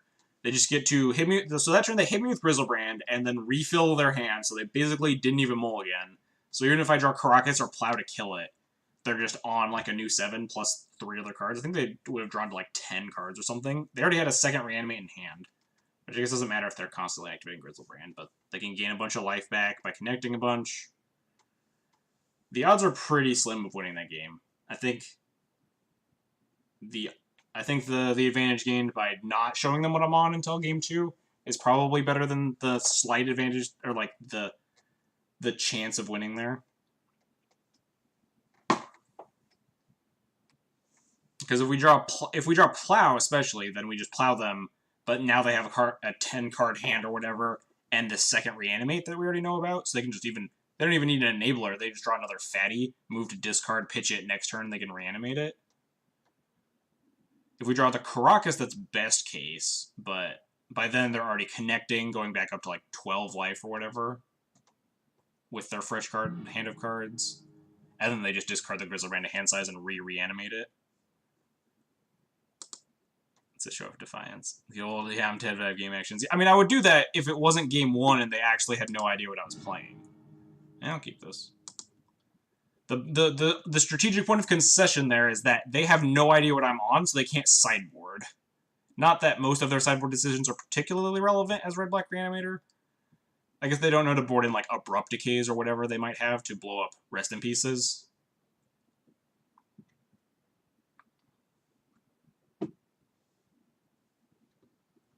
Against a 6. We even have Mother of Runes to fight through a Chancellor. They have Chancellor into the turn 1. We can cast Mom into the Chancellor trigger, then Surgical their card.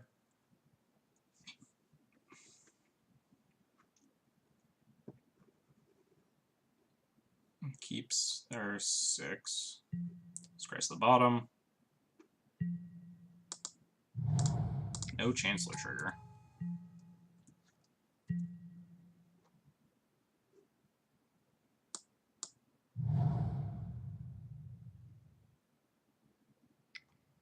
This is Grim Lavamancer. Please be faithful slitting. Thank you. I don't understand why Grim Lavamancer is in the sideboards of some of these Red-Black Reanimator decks. I've just never understood it, and it just seems really bad against Death and Taxes. I've always just breathed a sigh of relief when my opponent turn 1's a Grim Lavamancer in this matchup. It's like, oh, thank God, they're not killing me on turn 1, or Faithless Looting into Fatties or whatever. It's just so much nicer.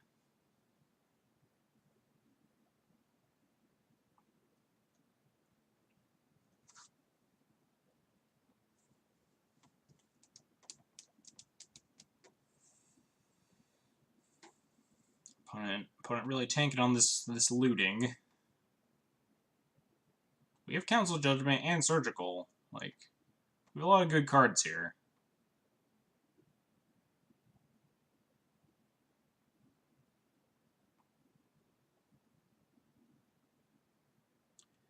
What you got, opponent? Opponent.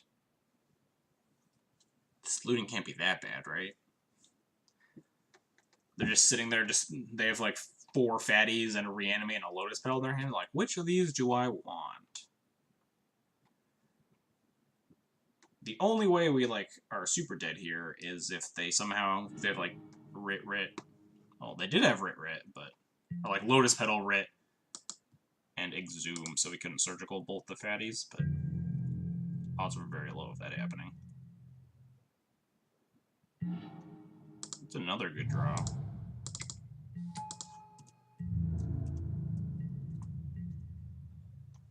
So they just didn't even have a fatty to discard here.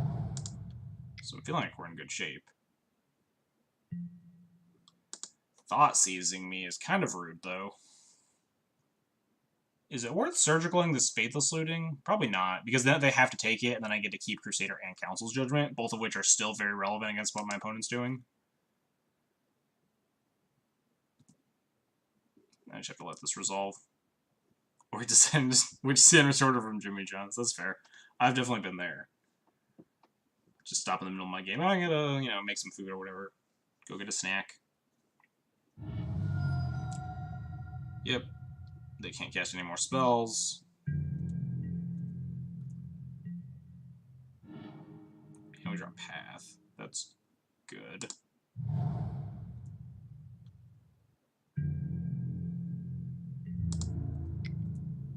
punch. They still need to... I guess they could have Entomb here into a reanimate spell.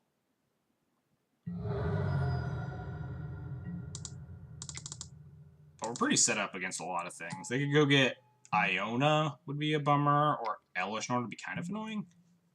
They might just get Grizzlebrand, though. We'll see. Iona I could actually just race with Mom plus Crusader, I think. How big is that? 9/9? Maybe I can't. Although they have to like attack with it, which means I can attack them more. Elish would be kind of big. I considered not playing the Mirror Crusader specifically because of Elish Norn. But if they get Elish Norn here, then they have to draw another fatty and another reanimate spell, and they're only on like 3 cards left in hand. And we have an answer for the second one after that. So I think I can afford getting Elish here. Yeah. This is kind of a bummer, but fine.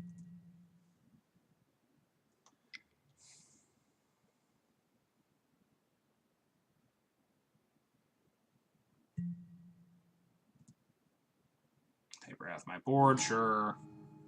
We can Council's Judgment with a Norn.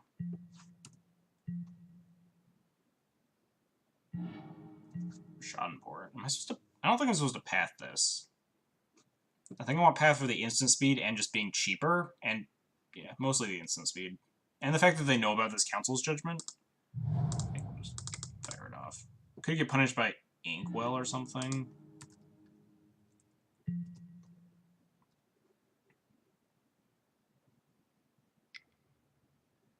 Another looting.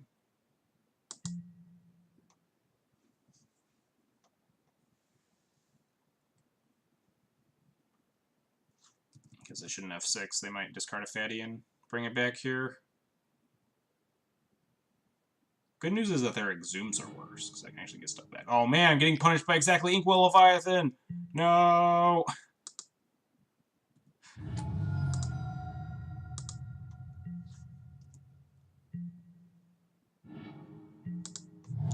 I dug this grave myself. There's definitely arguments for not doing specifically Inkwell Leviathan there. Maybe another Entomb too, jeez. Opponent has a ton. Because I want Path because it's cheaper and because it plays at instant speed, so it's less scared of... If they have like Grizzlebrand into discard spells, then Council's Judgment just looks stupid. Inkwell's like, I've seen it in some Black-Red Reanimator decks. I'm not super surprised. Don't know what I'm recruiting for, but I'll recruit. Path also undermines having port. Yeah, if I path them, then like the mana denial is a lot worse.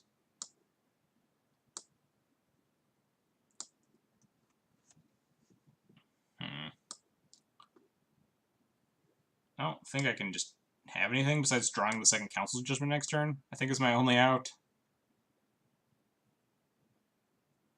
Containment Priest doesn't do anything. Relic Warder doesn't do anything. Yeah, opponent had like the double reanimate, triple entomb or whatever. Double entomb, triple fatty. Crusader I can't cast and then I just die, right? I also boarded all my Crusaders except for the one that just died. I could get Thalia, but I mean none of it matters, right? This thing is trample, so I need to survive for a turn somehow. I could stall for a turn by getting just Containment Priest, and that can chump block it, and I go to 1.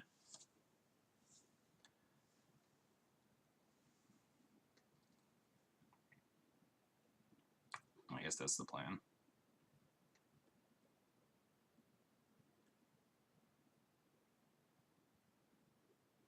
Yeah. So now I stall for a little bit longer to draw a Council's Judgment. We're pretty dead. If I'd left in like Stoneforge plus Batterskull, we could be in business, but I think Batterskull is really bad, and Stoneforge is mediocre at best.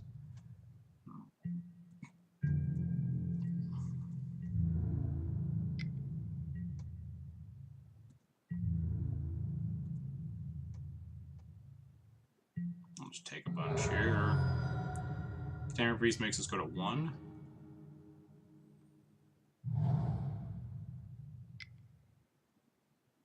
I don't even know what they're casting. Oh, they're just casting Looting again? Sure.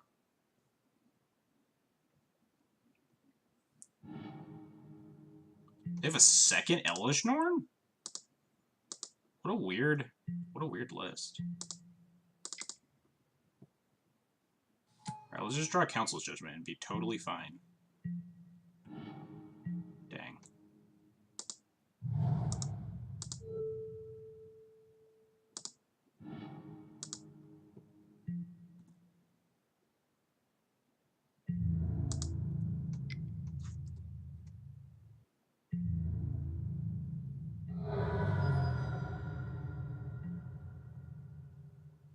Yeah, second Elish Norn seems really unusual.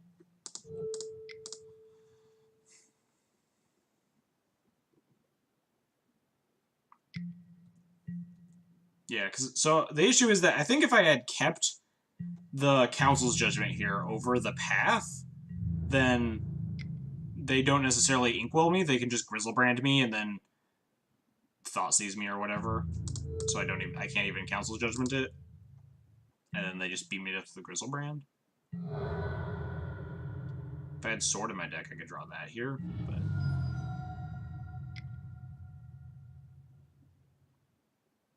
Maybe they'll cast Reanimate on one of their own creatures. Path your Recruiter and then Incept attack then. They're gonna Dark Ret. I have no idea what they're doing. I guess if they can Exhume or Entomb. If they Exhume or Reanimate anything, they would have just got back to Elish Norn and lethal me. But yeah, Path and their Recruiters probably. What? Why didn't they just try to lethal me here? Like, I have this Path, but...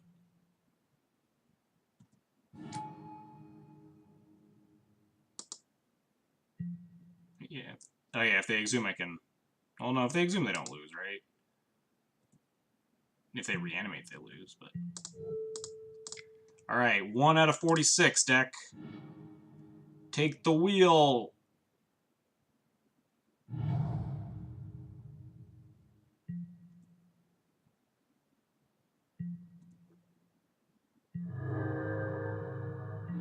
Aw. Dang. That was a super awkward game. They get a fatty path and swing for 5. No, they just get back Elish if they Exhume there, and then my Mirren dies before I can path it.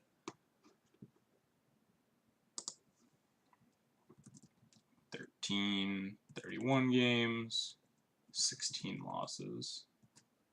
I'm now below 50% in my red-black matchups.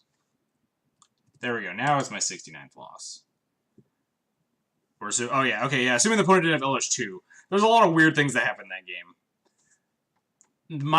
I specifically chose the line that died to Inkwell Leviathan, and then I died to Inkwell Leviathan. Like that's genuinely what happened. There's no two ways around it. Not necessarily the wrong play, but definitely the play that ended up costing us the game. But there's easily a world in which I path their creature instead of Council's Judgment it, and then they get Grizzlebrand, and then Thoughtseize or Unmask me, take the Council's Judgment that they know is in my hand. Oh, we're playing as Red-Black Grandmare again. This time it's EW Landon. Oh, his hand sucks regardless. But yeah. Our line lost us the game, not necessarily the wrong one. This hand sucks. And alright, well, this hand's pretty good against Reanimator, I guess. As good as a hand could be without Caracas. We're gonna bottom that. Kinda want to find Caracas. I'm gonna turn 1 me.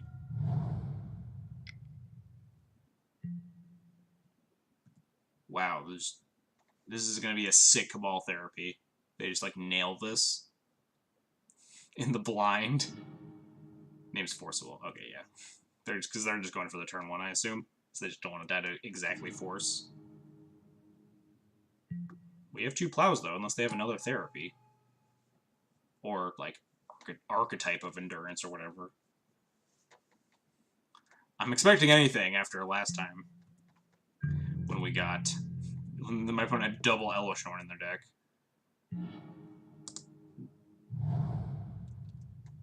And Scars of the Veteran. Is that even a card? I don't think I want to play this Mom. I think I'd just rather leave up these Plows. Mom isn't particularly relevant, especially in Game 1s against Red-Black Reanimator.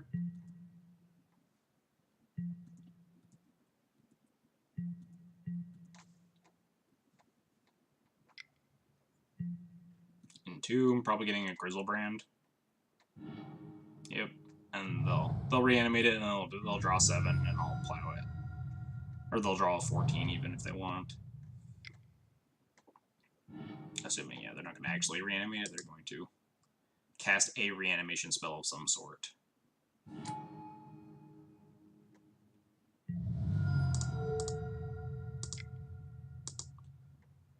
Losing to Sire. Well, I mean, they're not going to Sire because I have these Plows in my hand, right?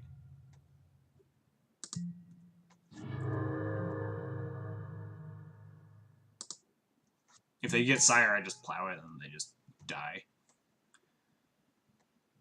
They have 15 cards in hand, so they could realistically just make a second fatty this turn and, like, discard my second swords.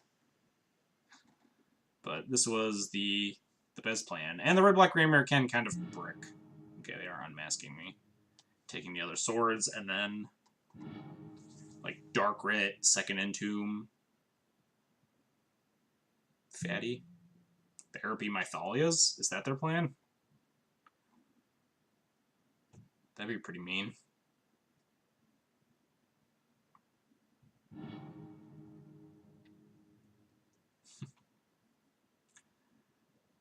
I think you played... Oh, yeah. Wow, opponent's just destroying my hand, and they're probably just discarding a pile of fatties, yeah. Yeah. Aha, we drew a card we can cast, opponent. How do you like them apples? Do I even want Batterskull here? They don't know Thalia's on the top of it. Man, don't I wish. Probably just get Batterskull here. It probably doesn't matter, but Batterskull more effectively races stuff. They're just gonna reanimate a Grizzlebrand here, and we're just gonna die. What are they gonna reanimate? Tidespout Tyrant, maybe? Okay, Elish is fair. Oh man, I get to exhume this Thalia. What a deal. Suck on that. Now we're down to 2 Plows and 3 Caracas. Oh, the Thalia was on the top of it. It was close. So we have a little bit of time here. Unless they just have another reanimate spell. Which again, they drew like 14 cards. They could, yep. They could just have another reanimate spell. Alright, so let's draw Caracas, please.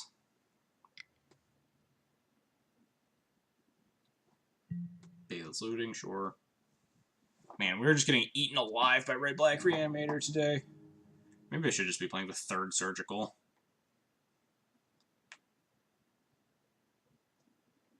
Mindrake Trap is just bad Surgical in this matchup. Go hog wild, opponent. I guess if they like just put enough Chancellors in play, then I can't do any. I mean, Crocus. I need a Crocus into 3rd Plow to kill the Chancellor or something. Mom protects their Chancellor from my Plows in the future. Solid plan.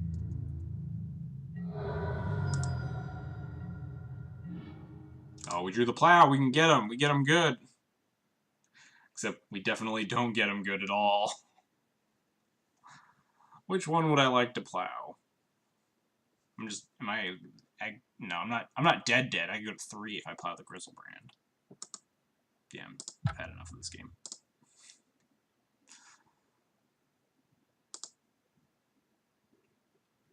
Let's do the same sideboard strats as last game. Plow the Angel. I mean, it doesn't matter, right? If we Plow the Angel, we are literally dead because they can attack us for lethal. Plow the Angel, then concede. Okay, show them what's... I should have plowed the Mom and conceded. I like that line.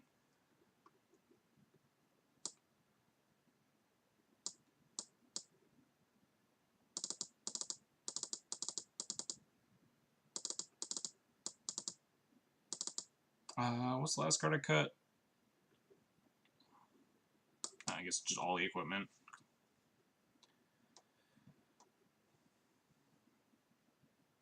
Yeah, right like that.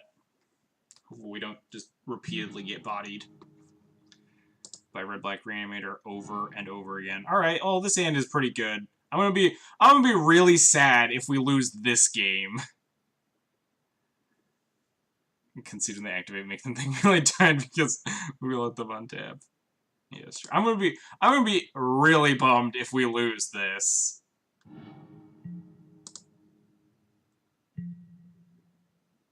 We even have Mom to play through this stupid chance. I don't know. I'm just not gonna cast the Mom, right? Because I can cast Surgical through a Chancellor. Although playing the Mom here, throwing the Mom away helps me cast Rest in Peace on 2. If they don't go off on turn 1, so yeah, we're just gonna toss the Mom into the Chancellor Void.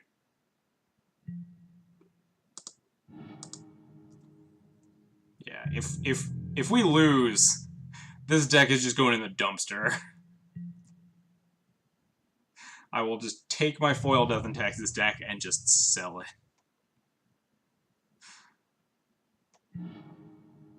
Unmask. Oh man, we're just gonna we're just gonna lose because we have this Surgical,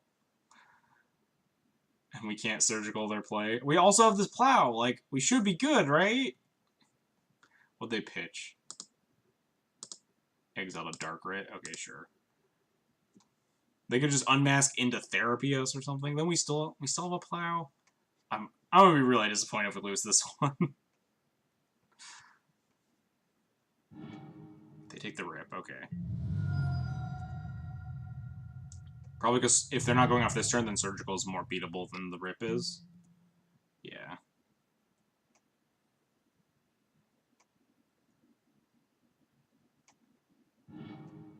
Discards Chancellor and Grimlawmancer. Again with these stupid Grimlawmancers.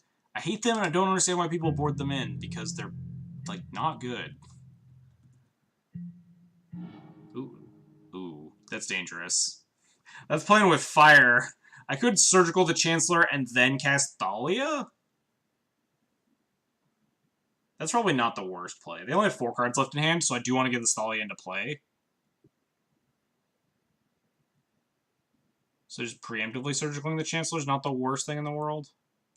Came back just in time for the memes. Came back just in time to see us get repeatedly brutalized by red-black reanimator players. Need to put like a not safe for work warning on the on the start of the stream. I think I'm just supposed to Surgical this Chancellor and then cast Thalia here, because if I cast Thalia, obviously can't cast the Surgical after that. And I want the Thalia in play because my opponent only has 4 cards in hand. Just Thalia? That seems, like, kind of scary. I guess... So if I play Thalia and then they just reanimate a Chancellor... No, we can't actually Plow it because we need 3 mana because of our Thalia in play. It seems, like, really risky to just jam Thalia here. They just have land reanimate.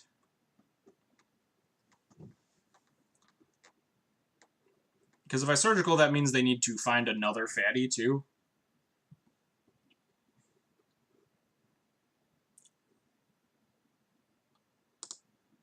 I like Surgicaling. Especially because as time goes on, like, if I play the Thalia and then they have, like, another discard spell or something and I can't fire off this Surgical, I'm going to Surgical this Chancellor.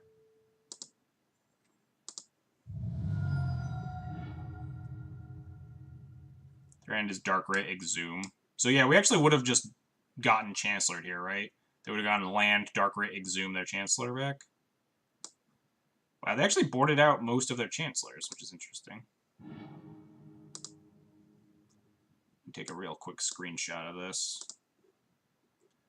Assuming we get to a game 3, it's important to know their deck list.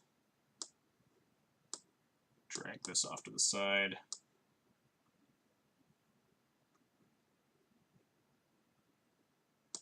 I guess it makes sense that they board out Chancellors against non-Force Will decks. Stop calling it D&T. It has recruited. DW2.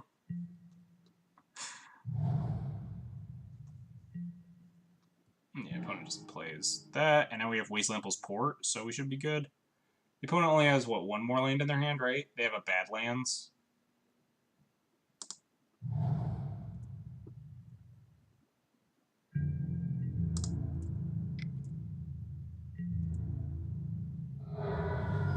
can't actually, like, Wasteland plus port them this turn, can I?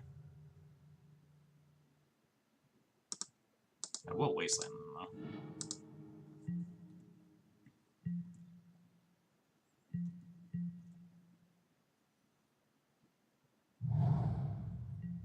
So they still have the Badlands in their hand. Port this Delta. Opponent gives no fucks. Alright, we'll slam Crusader here. Since opponent's definitely playing around us being able to utilize this port. They want access to their mana.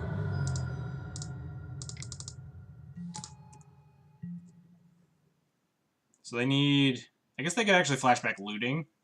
If they find a fatty, they have a Masker Worm in their deck. They do have Archetype of Endurance, Iona.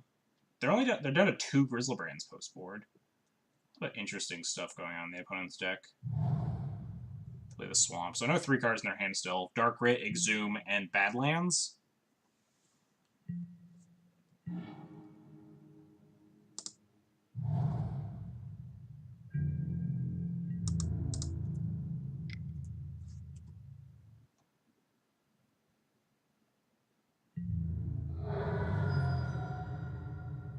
Interesting. Do they have any counterweight? It doesn't look like it. Like they don't have any abrupt decays or anything. They're not messing around with any of that stuff. Oh dear, that's not good. They grab Archetype of Endurance, right? Because do they know I have this plow? Yeah, they do. From the Unmask. They're gonna Massacre Worm me. Get double Elish, and suddenly we go straight to play our Massacre Worm. They literally have the Massacre Worm in their deck. Like I surgicaled them.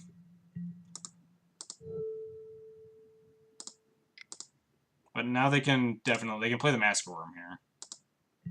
Oh, I guess they also just tutored it. That's what I'm talking about.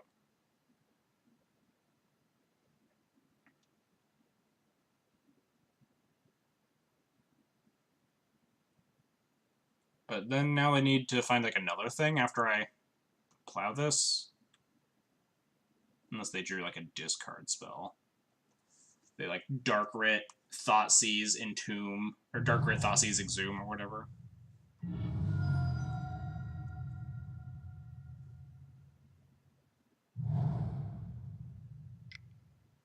I think they would need like 1 extra mana there. They just cast Exhume here. We have to get something back on Exhume, right? That's what this card says. They're gonna Animate Dead my mom?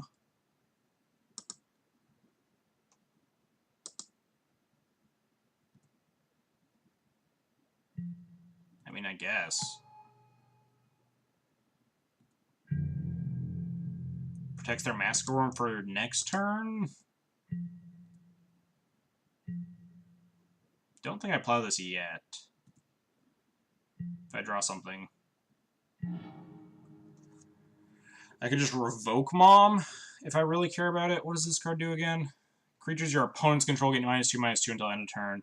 Whenever a creature an opponent controls dies, that player loses 2 life. So I don't really care about the life loss. So I can just attack, put them to 1. And then they Massacre Worm me, kill my guys, whatever. Then on my turn, I revoke the Mother of Runes and then plow the Massacre Worm. They gain a bunch of life, which is kind of obnoxious, but that's probably fine.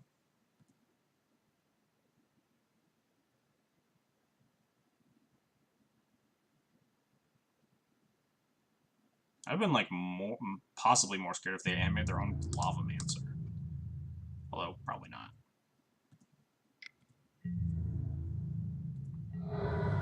Yeah, they just take this, go to 1.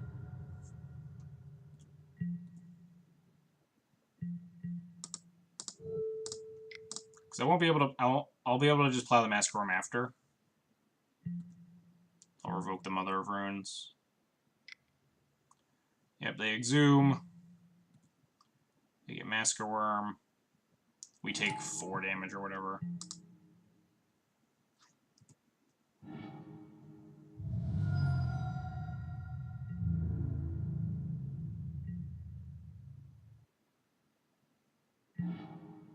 Drew a Surgical, so that's actually pretty nice.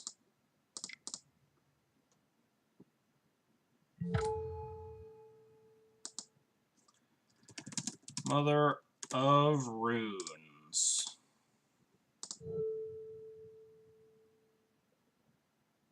Guess I technically don't have to plow this yet. But I actually don't want to get blown up by, like, some sort of removal. They don't have any, though. They have a Pithing Needle, but that's not instant speed, and that doesn't even do anything. The mom has betrayed us. She's a measly 0-1 on the opponent's side of the board, though. Looting, sure. They'll probably discard this Dark Red that's been sitting in their hand forever. But we have the second Surgical, thank God, to beat a Fatty, if they find one. They're actually pretty slim on Fatty's post-board. Yeah, discard land Lotus Petal. 3 mana, flashback to looting, sure.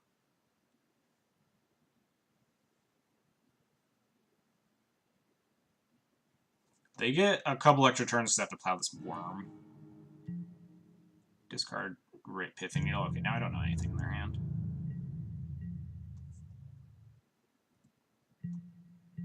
Yeah, we're gonna plow this Worm. I guess drawing, like, the one of Flicker Wisp gives me lethal if I don't plow it yet.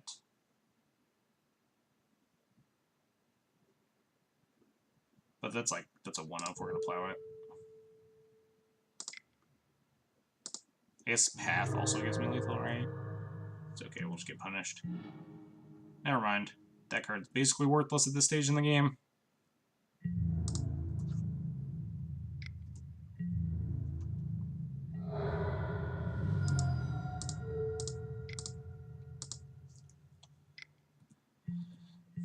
Now we just have to live for 3 turns.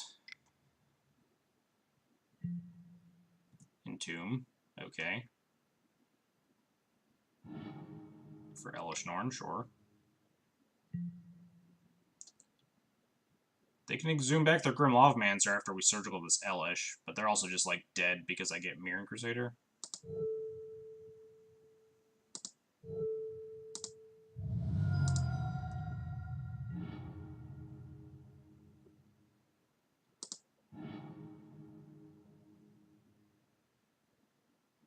Opponent concedes. Sweet! Holy crap, we very, very narrowly won that game. If we hadn't drawn the second Surgical, we would have actually, like, lost that game with very close to the perfectly sculpted 7-card hand. On the play, too. That is just really embarrassing. So now we know the entire contents of their deck, at least. Down to the Masker Worm, Elesh, Iona, Double Grizzlebrand, Double Chancellor, and Archetype as their threats. I guess diversifying to play around Surgical is fair.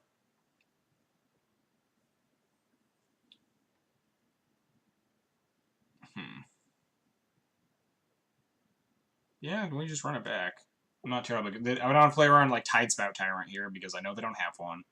Masker Worm's not particularly scary. I guess it's okay because they can cast it semi-reliably. It's a 6-drop. They have like Dark Rits and stuff. Let's run it. Hopefully draw a Surgical or a Mindbreak Trap. And they don't have the nuts.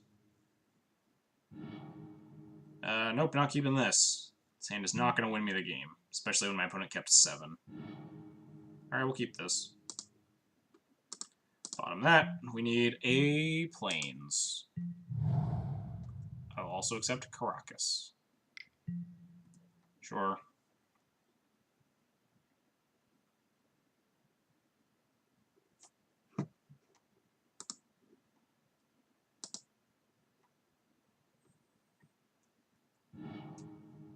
Pitch no fatties. That's good, at least. Alright. There's a chance. There's a chance we can actually win this. We'll have Rest in Peace, and Container Priest, and Surgical, and Mindbreak Trap here. Another looting. If they're just looting into Reanimate, we have Surgical. If they're looting into, like, Lotus Petal, Exhume or something. We have Mindbreak Trap or Surgical. We slam this Rest in Peace we know they have no answer for. Unless they decided to board it in game 3, which would be a little odd. They could Thought Seize me and take the Rest in Peace, but then we still have Containment Priest, which they also can't kill outside of hard-casting Massacre Worm. So I'm feeling pretty okay here. They pitch no fatties still. I guess they kept like double Faithless Looting. We are going to Windmill Slam this Rest in Peace.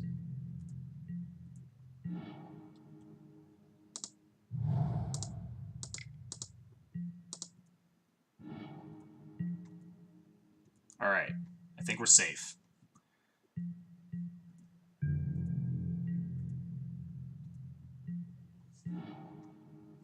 Alright, I think we're good here. Just wasteland him for good measure here. We also have Caracas. We also have Containment Priest, Revoker, whatever.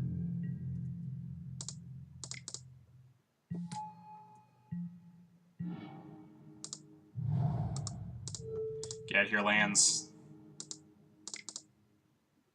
Yeah, opponent concedes. We did it! We conquered the red-black menace. Ugh. I guess that was more of the God hand than our game 2 hand, but opponent also kept a hand that didn't quite get there. 17-17.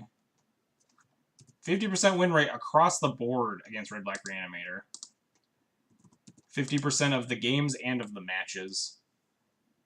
Out of 14 matches, I've won 17 of our 34 games against Red-Black. We also beat E.W. Landon, trophy leader of the Legacy Leagues, which is pretty cool.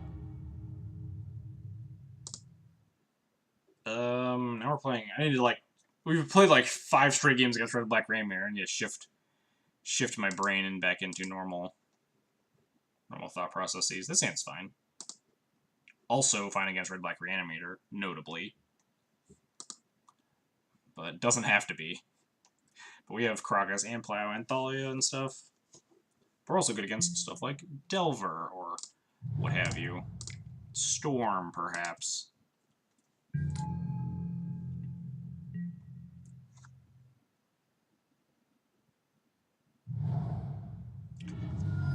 Misty Rainforest, so... Oh, God.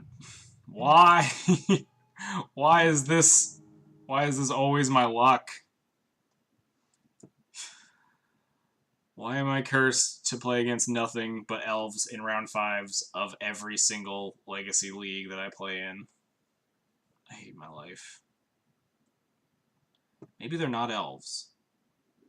Maybe there's some other Misty Rainforest, Basic Forest, Deathrite Shaman deck. Mysteriously.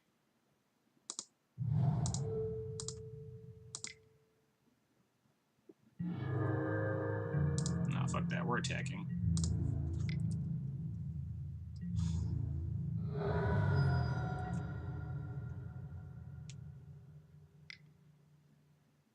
Yeah, definitely.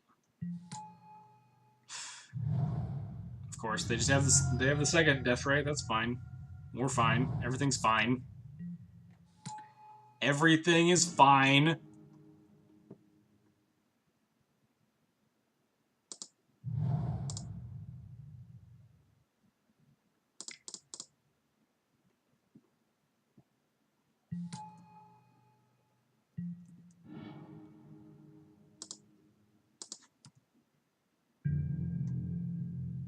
Alright, they only have 3 cards in hand. If we can somehow not die this turn, there's a chance. Okay, they have a Jillian mana. Uh-huh. Uh-huh. Please save us, GT. Truly. Yeah, drawing the Stoneforge means that we're not 100% dead.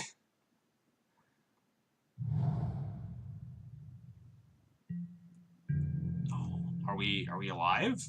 Did we do it?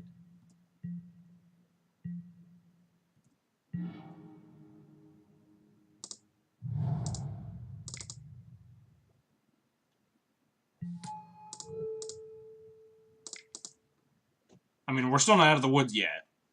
But we get to connect with this GT. Do I pro-green just in case something happens? It's game 1, so I don't really have to play around Abrupt Decay or something.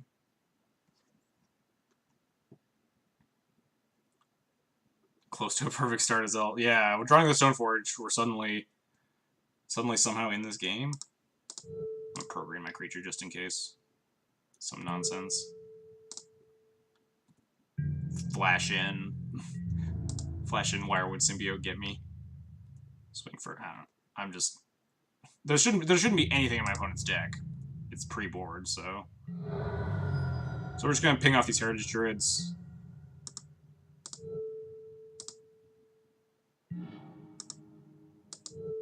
Gives them access to the most mana.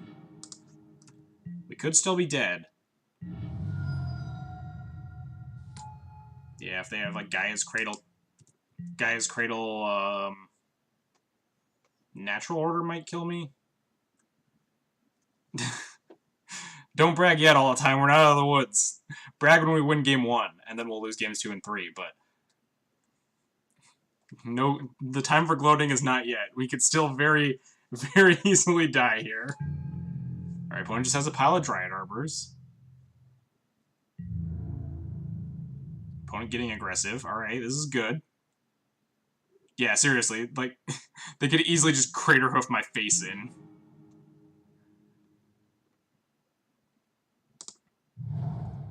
Alright, so I can just Wasteland them, play Flicker Wisp here. Actually, I might just play Thalia, just to make sure we don't get Natural Ordered. That's probably better.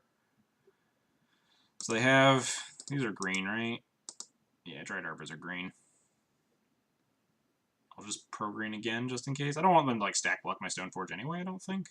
Actually, I probably do, because then I can pro-green it after they stack block, but whatever. We're just going to keep playing it extra safe, because I'm terrified of punting away my chance to win game 1 against Elves.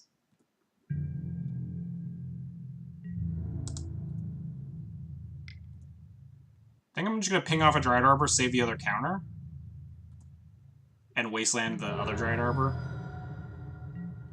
Natural Order, just go deep. I mean, I don't think the pro-green is, like, a very big mistake at all. I'm just, like, playing it extremely carefully. Opponent doesn't have anything. It's pre-board. I want to play around, like... I don't even know. I guess if I don't know what I'm playing around, I shouldn't be playing around it, but... Just gonna take them off of as much mana as possible.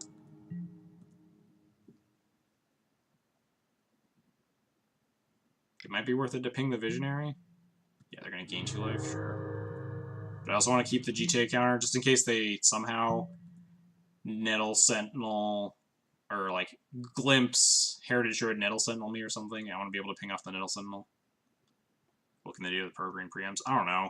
I'm just scared, man. I just don't want to lose to Elves when we have a chance of winning game 1. They Cradle. Alright.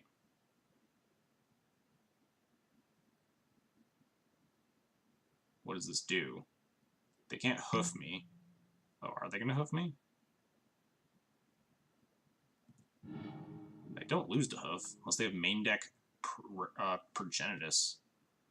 Unless they could, like, NO for Rexage. Oh, they're just getting Green Sun for 3. To Rexage the GT.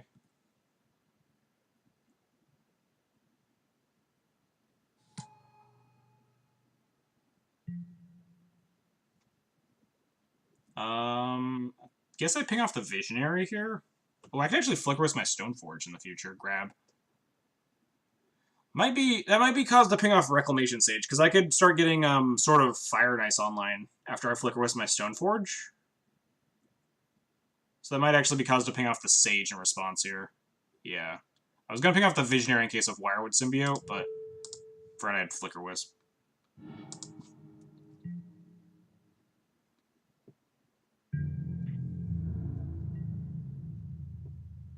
Kind of just want to draw Wasteland, though. No, that's not Wasteland.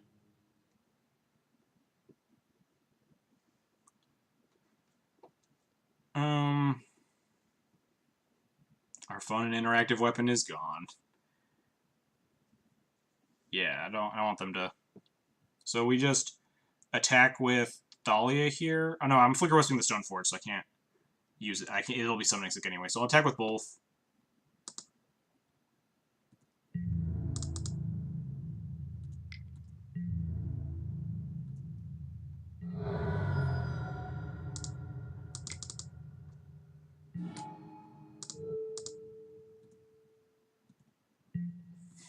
We have this Wisp. I'm gonna go get my other kill stick. It's a less efficient kill stick, but it'll hopefully do the job against elves.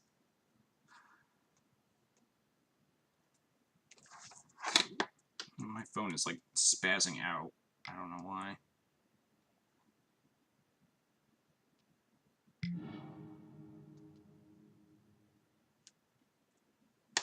Three mana, 5 mana. They could Eno. They could Drain Sun for 1 here. Might be their play, yeah. They get Wirewood. Bounce the pay 3 mana, bounce the Visionary, untap Deathrite. You can play Visionary again.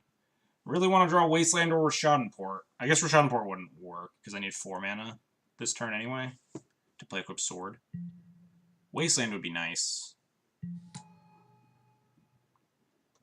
We can ping off this Wirewood, because it's the only thing we can ping off.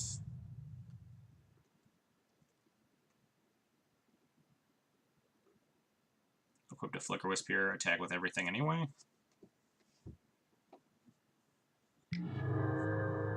They're just going to gain 2 life with the extra mana, sure.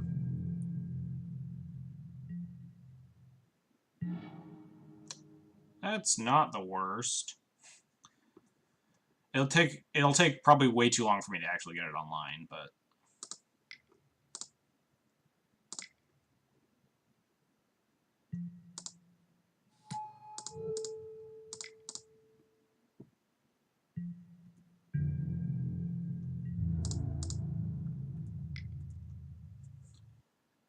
have to kill the opponent. They probably block with Visionary and pick it up, right? Yeah.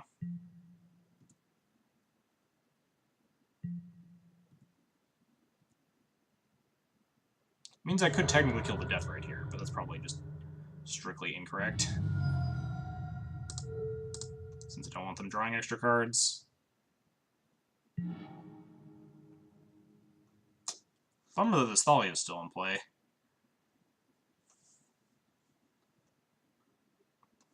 Can't hold up this sword, which would be very nice. I think we're okay here.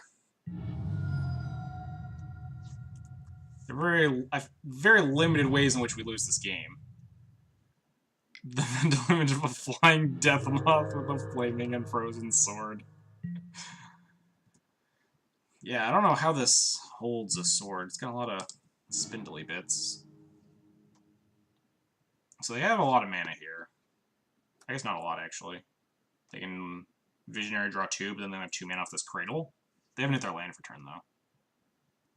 A mom with a sword, a Batterskull, and a GT. I think I've done that with... maybe not a mom. I've definitely had a mom with a Batterskull and a sword on it before. Mom with Vigilance is just really sick, because you get to punch things and then tap it to give it pro colors.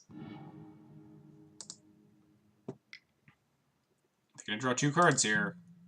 God, we are working so hard for this win. Opponent, if you take this win away from me, I will be very sad.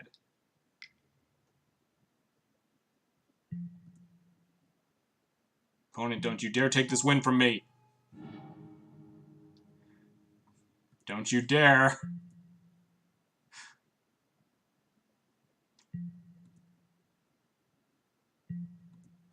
Don't you take this win from me, opponent. Don't you fucking do it.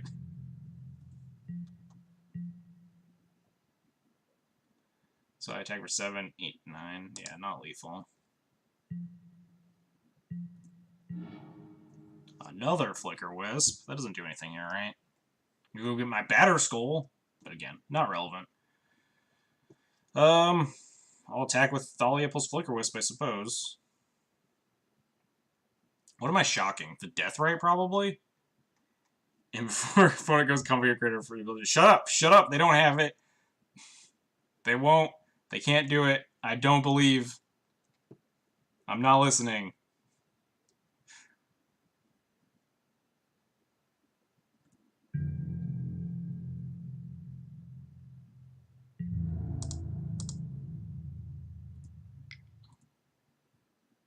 Yeah, I'm gonna shoot the Death Ray. I just want to take them off of as much mana as possible. And I'll have the Plow up if I want to kill something.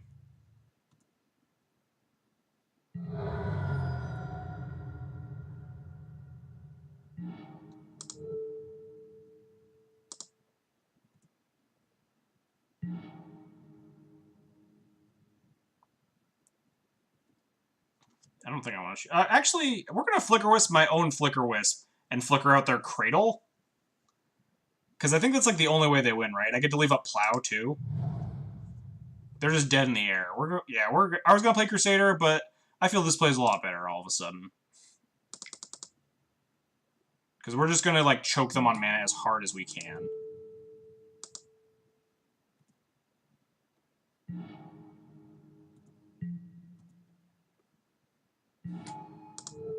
Get out of here, guys. Cradle.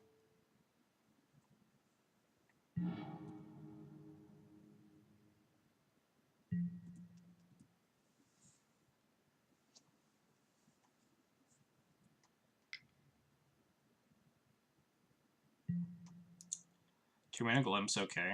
I can plow like a Nettle Sentinel or something. If they have Heritage Druid, I'd probably rather plow that Druid. The way they win this game is crazy. Nettle Sentinel Heritage. Yeah, that's why we have the plow up, though, right? We can Quarian Ranger? That doesn't do anything, right? That just bounces Forest, Suntaps Elves. You let this resolve. So I think you should shove it. I don't think Visionary is the scary card. I think, if anything, the Nettle Sentinel is the scary card. But I think taking them off of mana might be more relevant than even taking them off the Nettle Sentinel. The scary thing would have been, like, Heritage, or, yeah, they're sweet. We actually got there. If they glimpse into Heritage Druid, into, like, tapping these Nettle Sentinels for a bunch of mana and stuff. I don't think them drawing cards is really going to get them out of this. Like, Visionary, like you said it before, is, like, super expensive. And I think just denying them that extra mana can be very relevant. Alright. We somehow managed to win that.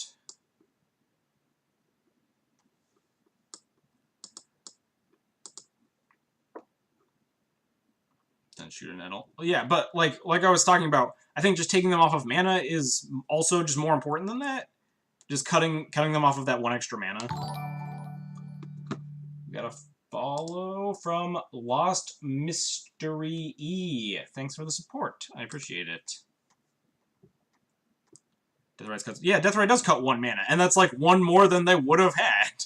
If they had had like land natural order or something, then I possibly could have died. I didn't like do the math. I didn't do the Crater of math, but they had exactly 3 lands plus a Deathrite after I Flicker Wisp the Cradle. So if they hit another land drop and just natural order, sacking the Deathrite or something, they have Visionary Sentinel in play, plus Crater Hoof is like 3 creatures, is like 9, plus the 5 is 14. Like, again, napkin math. Not sure if it's lethal, but anyway, let's do some sideboarding. Cut all these Thalias because they suck. That's not nearly enough. I mean, that's pretty close. That's already like 14 damage just from Crater Hoof. So Crater Hoof, I'm not doing this math right now. I need a sideboard, but I will do this math in a second. Well, I guess that kind of finishes the sideboarding plan.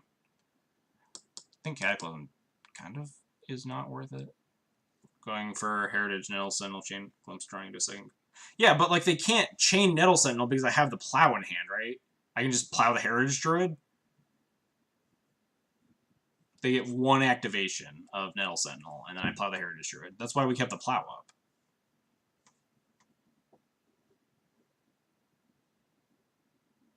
And it's also less likely to be in their hand since that just requires more cards. Yeah, I guess we'll just run it like that.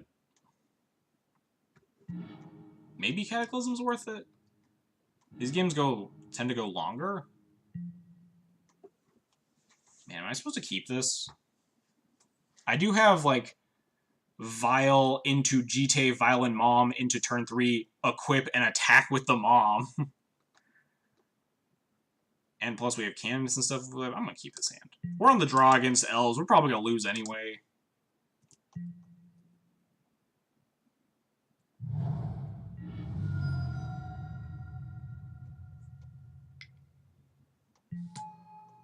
Sure. It's greedy, but yeah, I mean, this is about as good as I'm gonna get. Like, this is the most likely to actually be able to beat elves. And even then, we're probably just gonna, like, die on turn 3 before we make a relevant play, regardless. Oh yeah, we super dead.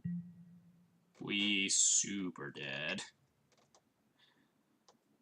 Especially if they play Symbiote or something here, so I can't kill this Heritage Druid. I might need to path this Heritage Druid if I get to untap. Yeah, exactly. I kept this hand on the merit that, like, you need to get pretty lucky to beat elves, especially on the draw. Alright, well, we didn't draw the white source, so we're probably just super boned. But, assuming they don't have Nat Order in hand, we might have a chance.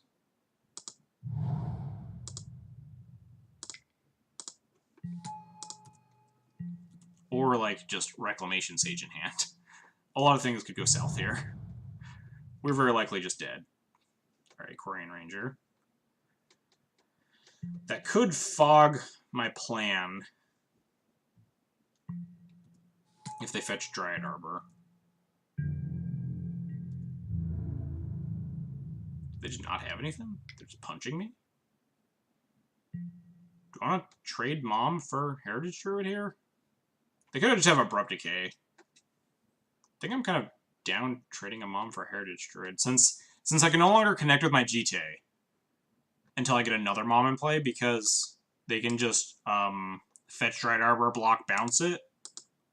So I can't actually connect with GTA next turn. I think I'm down for eating this Heritage Druid, although they have, like, infinite mana here already.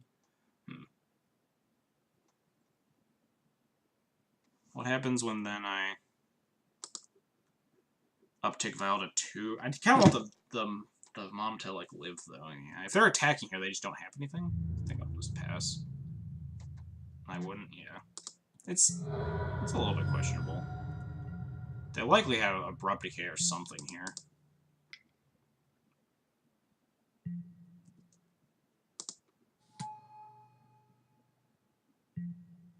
If we draw another land, we can actually attack through this Dryad Arbor block, right? Because we would wasteland it. Take this Val up to 2. Canonist can be relevant. Not a land. Wait, we could revoke the Quarian Ranger, equip GTA, and then punch? Right? Is that a valid enough plan? Is it that worth it to get this GTA connect in? Or can I just wait?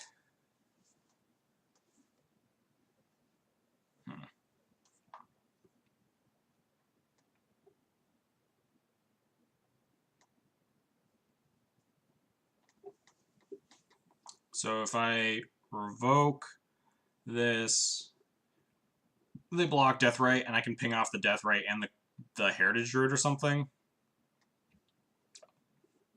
I mean, I guess we were dead to, like, Natural Order last turn, so they don't have it yet. Stops anything short of a hard Natural Order, yeah. So I guess, but I do want to spend my time equipping this GTA at least, spend my mana more efficiently. It also means they can't attack me.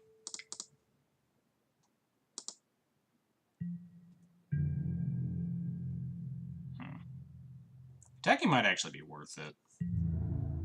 Since I don't have any colored mana. Hardcaster? No, I think maybe I should attack. Ping off Deathrite plus... I think I wait till next turn to attack, actually.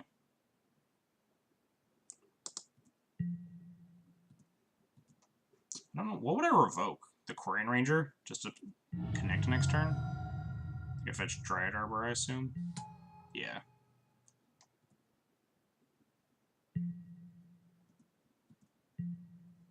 I'm really hoping they just, like, cast Glimpse here. They just cast NO and I die, but them's the breaks.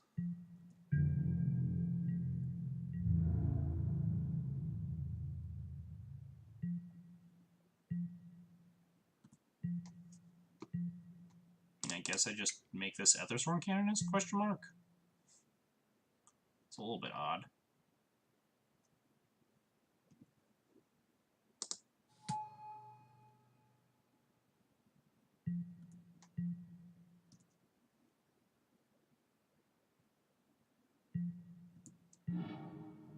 This just untaps. Oh, that untaps a creature, actually. But no, then they couldn't use it a second time. So I could just port it. I could just port the Dried Arbor, then punch with Mom. Running into the exact same thing that happened last game, or last turn cycle, I suppose, where my attack is about as good as it was last turn. But now I actually have white mana, too, so that can be relevant.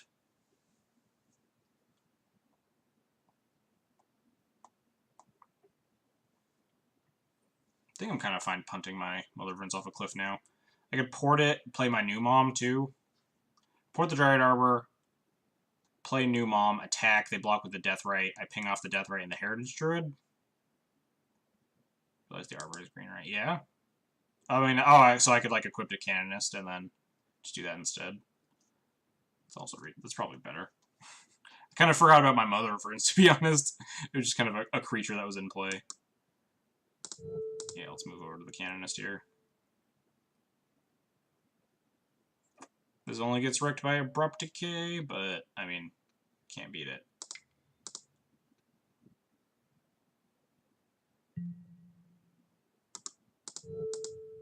I guess I should have pro-greened it before I equipped. Because now if they have the Abrupt Decay, I wasted 2 mana.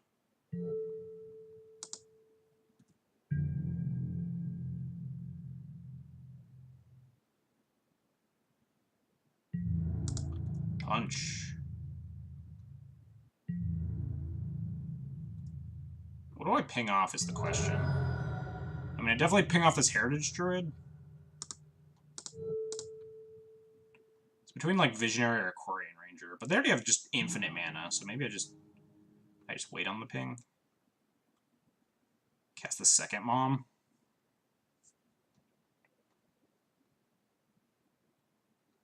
Yeah, Path doesn't really do anything here. Leave up Stoneforge or Revoker. I might Stoneforge for, like, sort of Fire and Ice. If we draw 4th land, we could start getting multiple triggers. We have a bunch of Dryad Arbors. Too bad I can't revoke Dryad Arbor. Yeah. I think I want to ping off the Elvish Visionary as my most likely candidate, since if they draw Wirewood Symbiote. It's going to be a shame when I do all this planning and they just draw Natural Order and kill me. Like, I tried really hard. Please don't. Don't do it. Don't do it, opponent. Alright, that's just Rick Sage. Alright. That's beatable.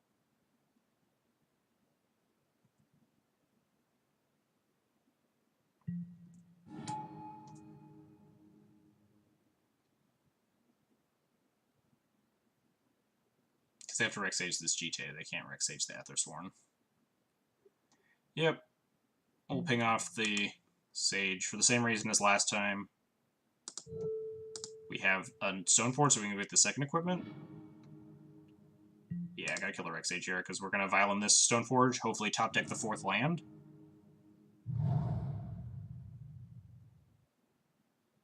Or hopefully top deck Containment Priest to really solidify the lock of Ethersworn plus Containment Priest.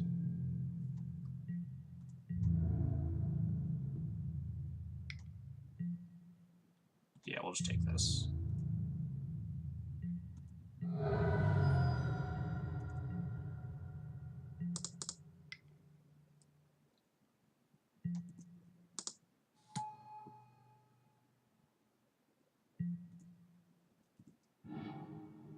Go get the sword.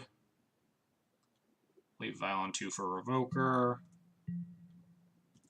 Hopefully draw this 4th land or Containment Priest. 4th land is good. So now we just run back the same play. Still not sure what I kill. It's probably like Elvish Visionary, I guess.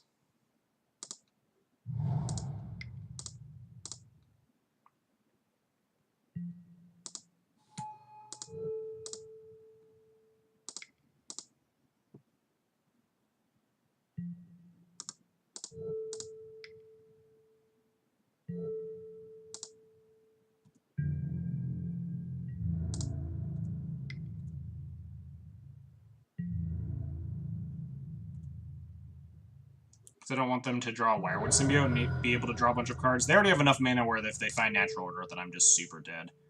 Although I do just have to start keeping track of, like, Green Sun for 8. 1, 2, 3, 4, 5, 6, 7, 8 mana right now. So they're 1 off, I think. Especially if I have Revoker. So yeah, we're going to kill a Visionary. Flicker Wisp is decent. Wonder if I'm supposed to just revoke the Quarian Ranger right now or something. Or revoke the Deathray Shaman even. Probably the Ranger, though. Ranger produces 2 mana, right? If they pick up a land and then replay it.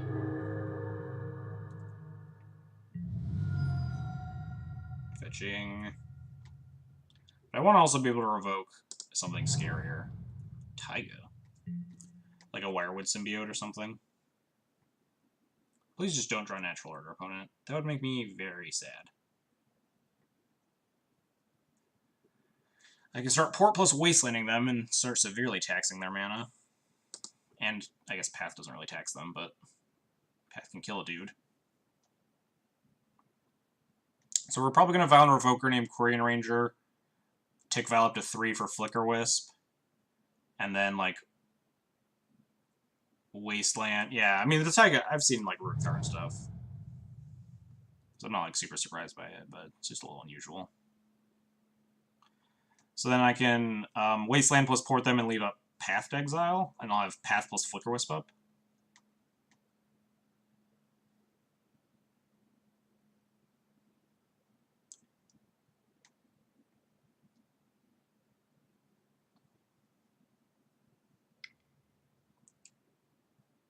No, no, not Natural Order. Oh, this is a Green Sun? Green Sun X equals 2, huh? For, like, another Elvish Visionary, I assume? And they'll have, if they draw Natural Order, they still have 4 mana, even if I revoke something. So this resolves. Yeah, they're just getting Elvish Visionary to cantrip some more. Please don't draw it, opponent. Please don't draw. Oh, they actually can't cast it this turn anyway. I totally forgot I had a Aethersworn Canonist in play.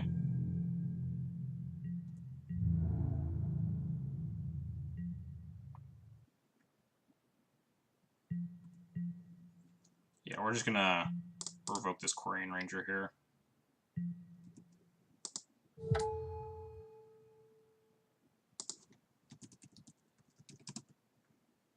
Yeah, I can't cast 2 spells.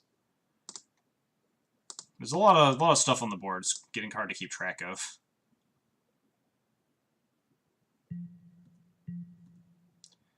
Take this file up to 3.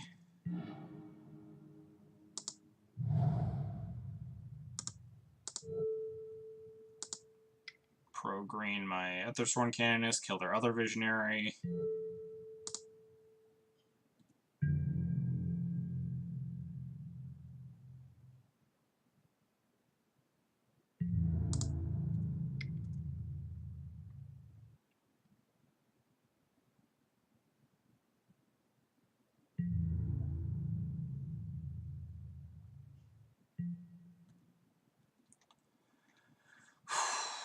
We just need to fade Natural Order. Oh, they have Abrupt Decay for my sword? Well, I guess we Flicker Wisp to beat that.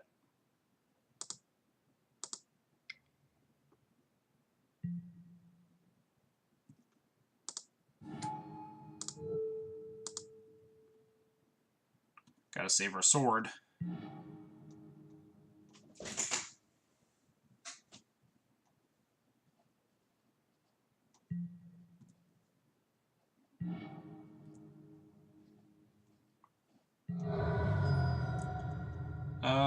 I guess we'll wasteland a Dryad Arbor. They can't use Quarian Ranger, and these Dryad Arbors add to, like, the Crater Hoof count. Cutting them off of lands doesn't really do anything. We'll just kill a Dryad Arbor.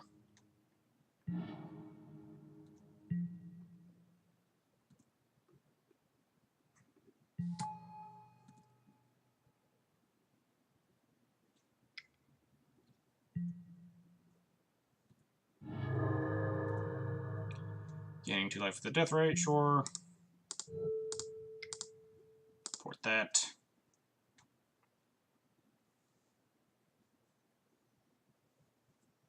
Need to fade natural order for, like, several more turns.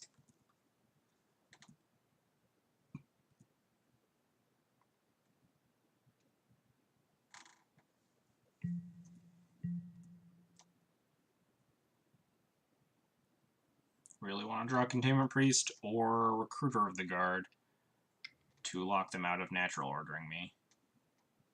Heritage sure. It's the last card in your hand. Don't need to path anything here. They can't reliably attack.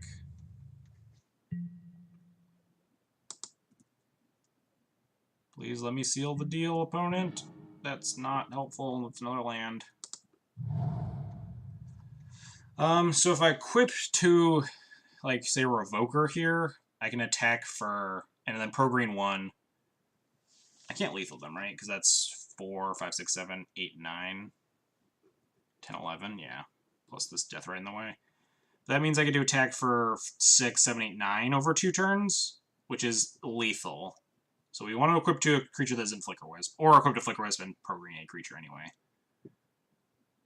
But yeah, we're going to suit up this Revoker, I guess.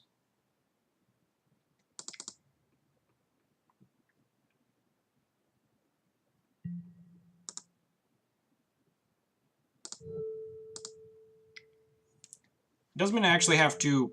Maybe pinging their face is right at this point. So if I just ping their face, they have like exactly 1 turn window to draw something, right? Although they could draw like another answer to the sword, like an Abrupt Decay, and then pinging their face feels wrong. So if I don't ping their face, they take 7 here, go to 7, they gain up to 9, so they go up to effective 11. Then I can attack them for 3, 9. I can attack for lethal anyway, so we'll ping a creature. Because I can pro-green my my Aethersworn 2 and attack for exactly lethal next turn. Could also just ping the death right to prevent them from gaining more life, since I'm not really scared of them drawing more cards. If they draw a symbiote or something. I think we just shoot the death right here.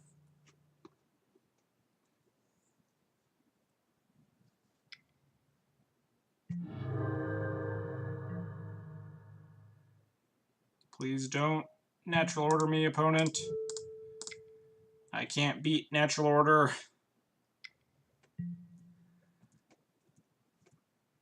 Please don't do it.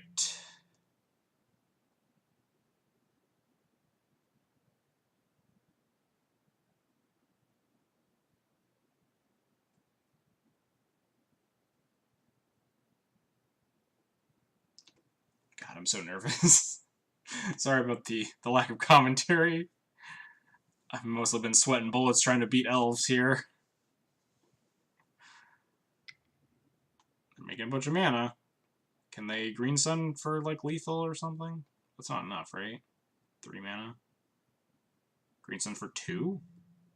So they're just visionarying for, like, an Abrupt Decay? As, like, the out, I guess?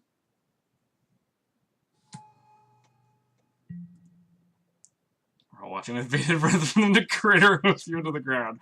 I'm glad my chat appreciates me so much.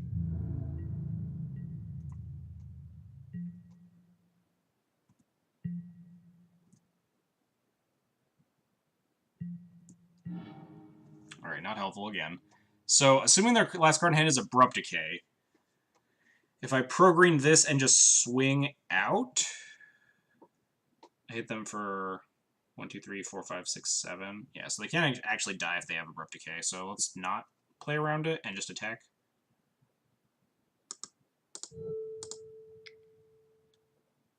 Assuming they drew exactly Abrupt Decay. They're still dead next turn.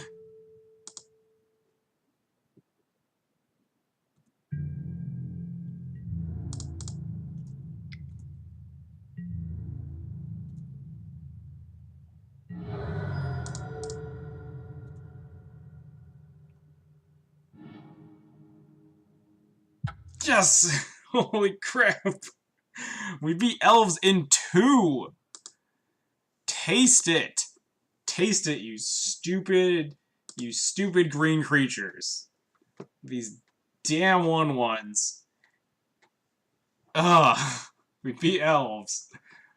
For the first time out of 7 matches online against elves. 18 games. We now have 5 wins, 12 losses. We are 1-6 against elves. As a reward, MTG will give you 5 rounds of Belcher and Tess. Yeah.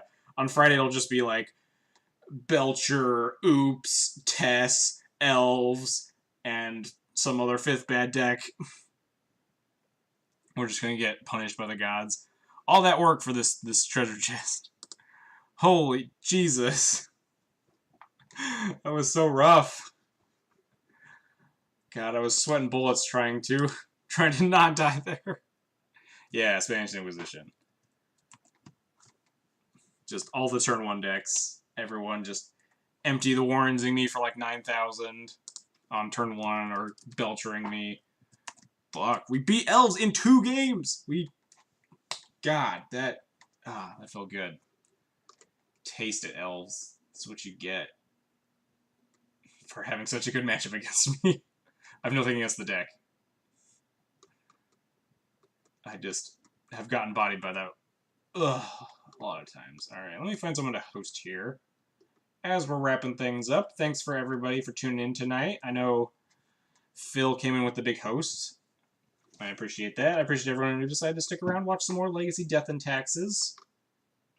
We beat the Elves Menace, so today was a good day. Today was a win. Anyhow, if you like the channel, if you enjoyed the content, you want to see more, you can hit the follow button. Costs you totally nothing. Helps you know when I'm going live. Helps other people find my stuff as well.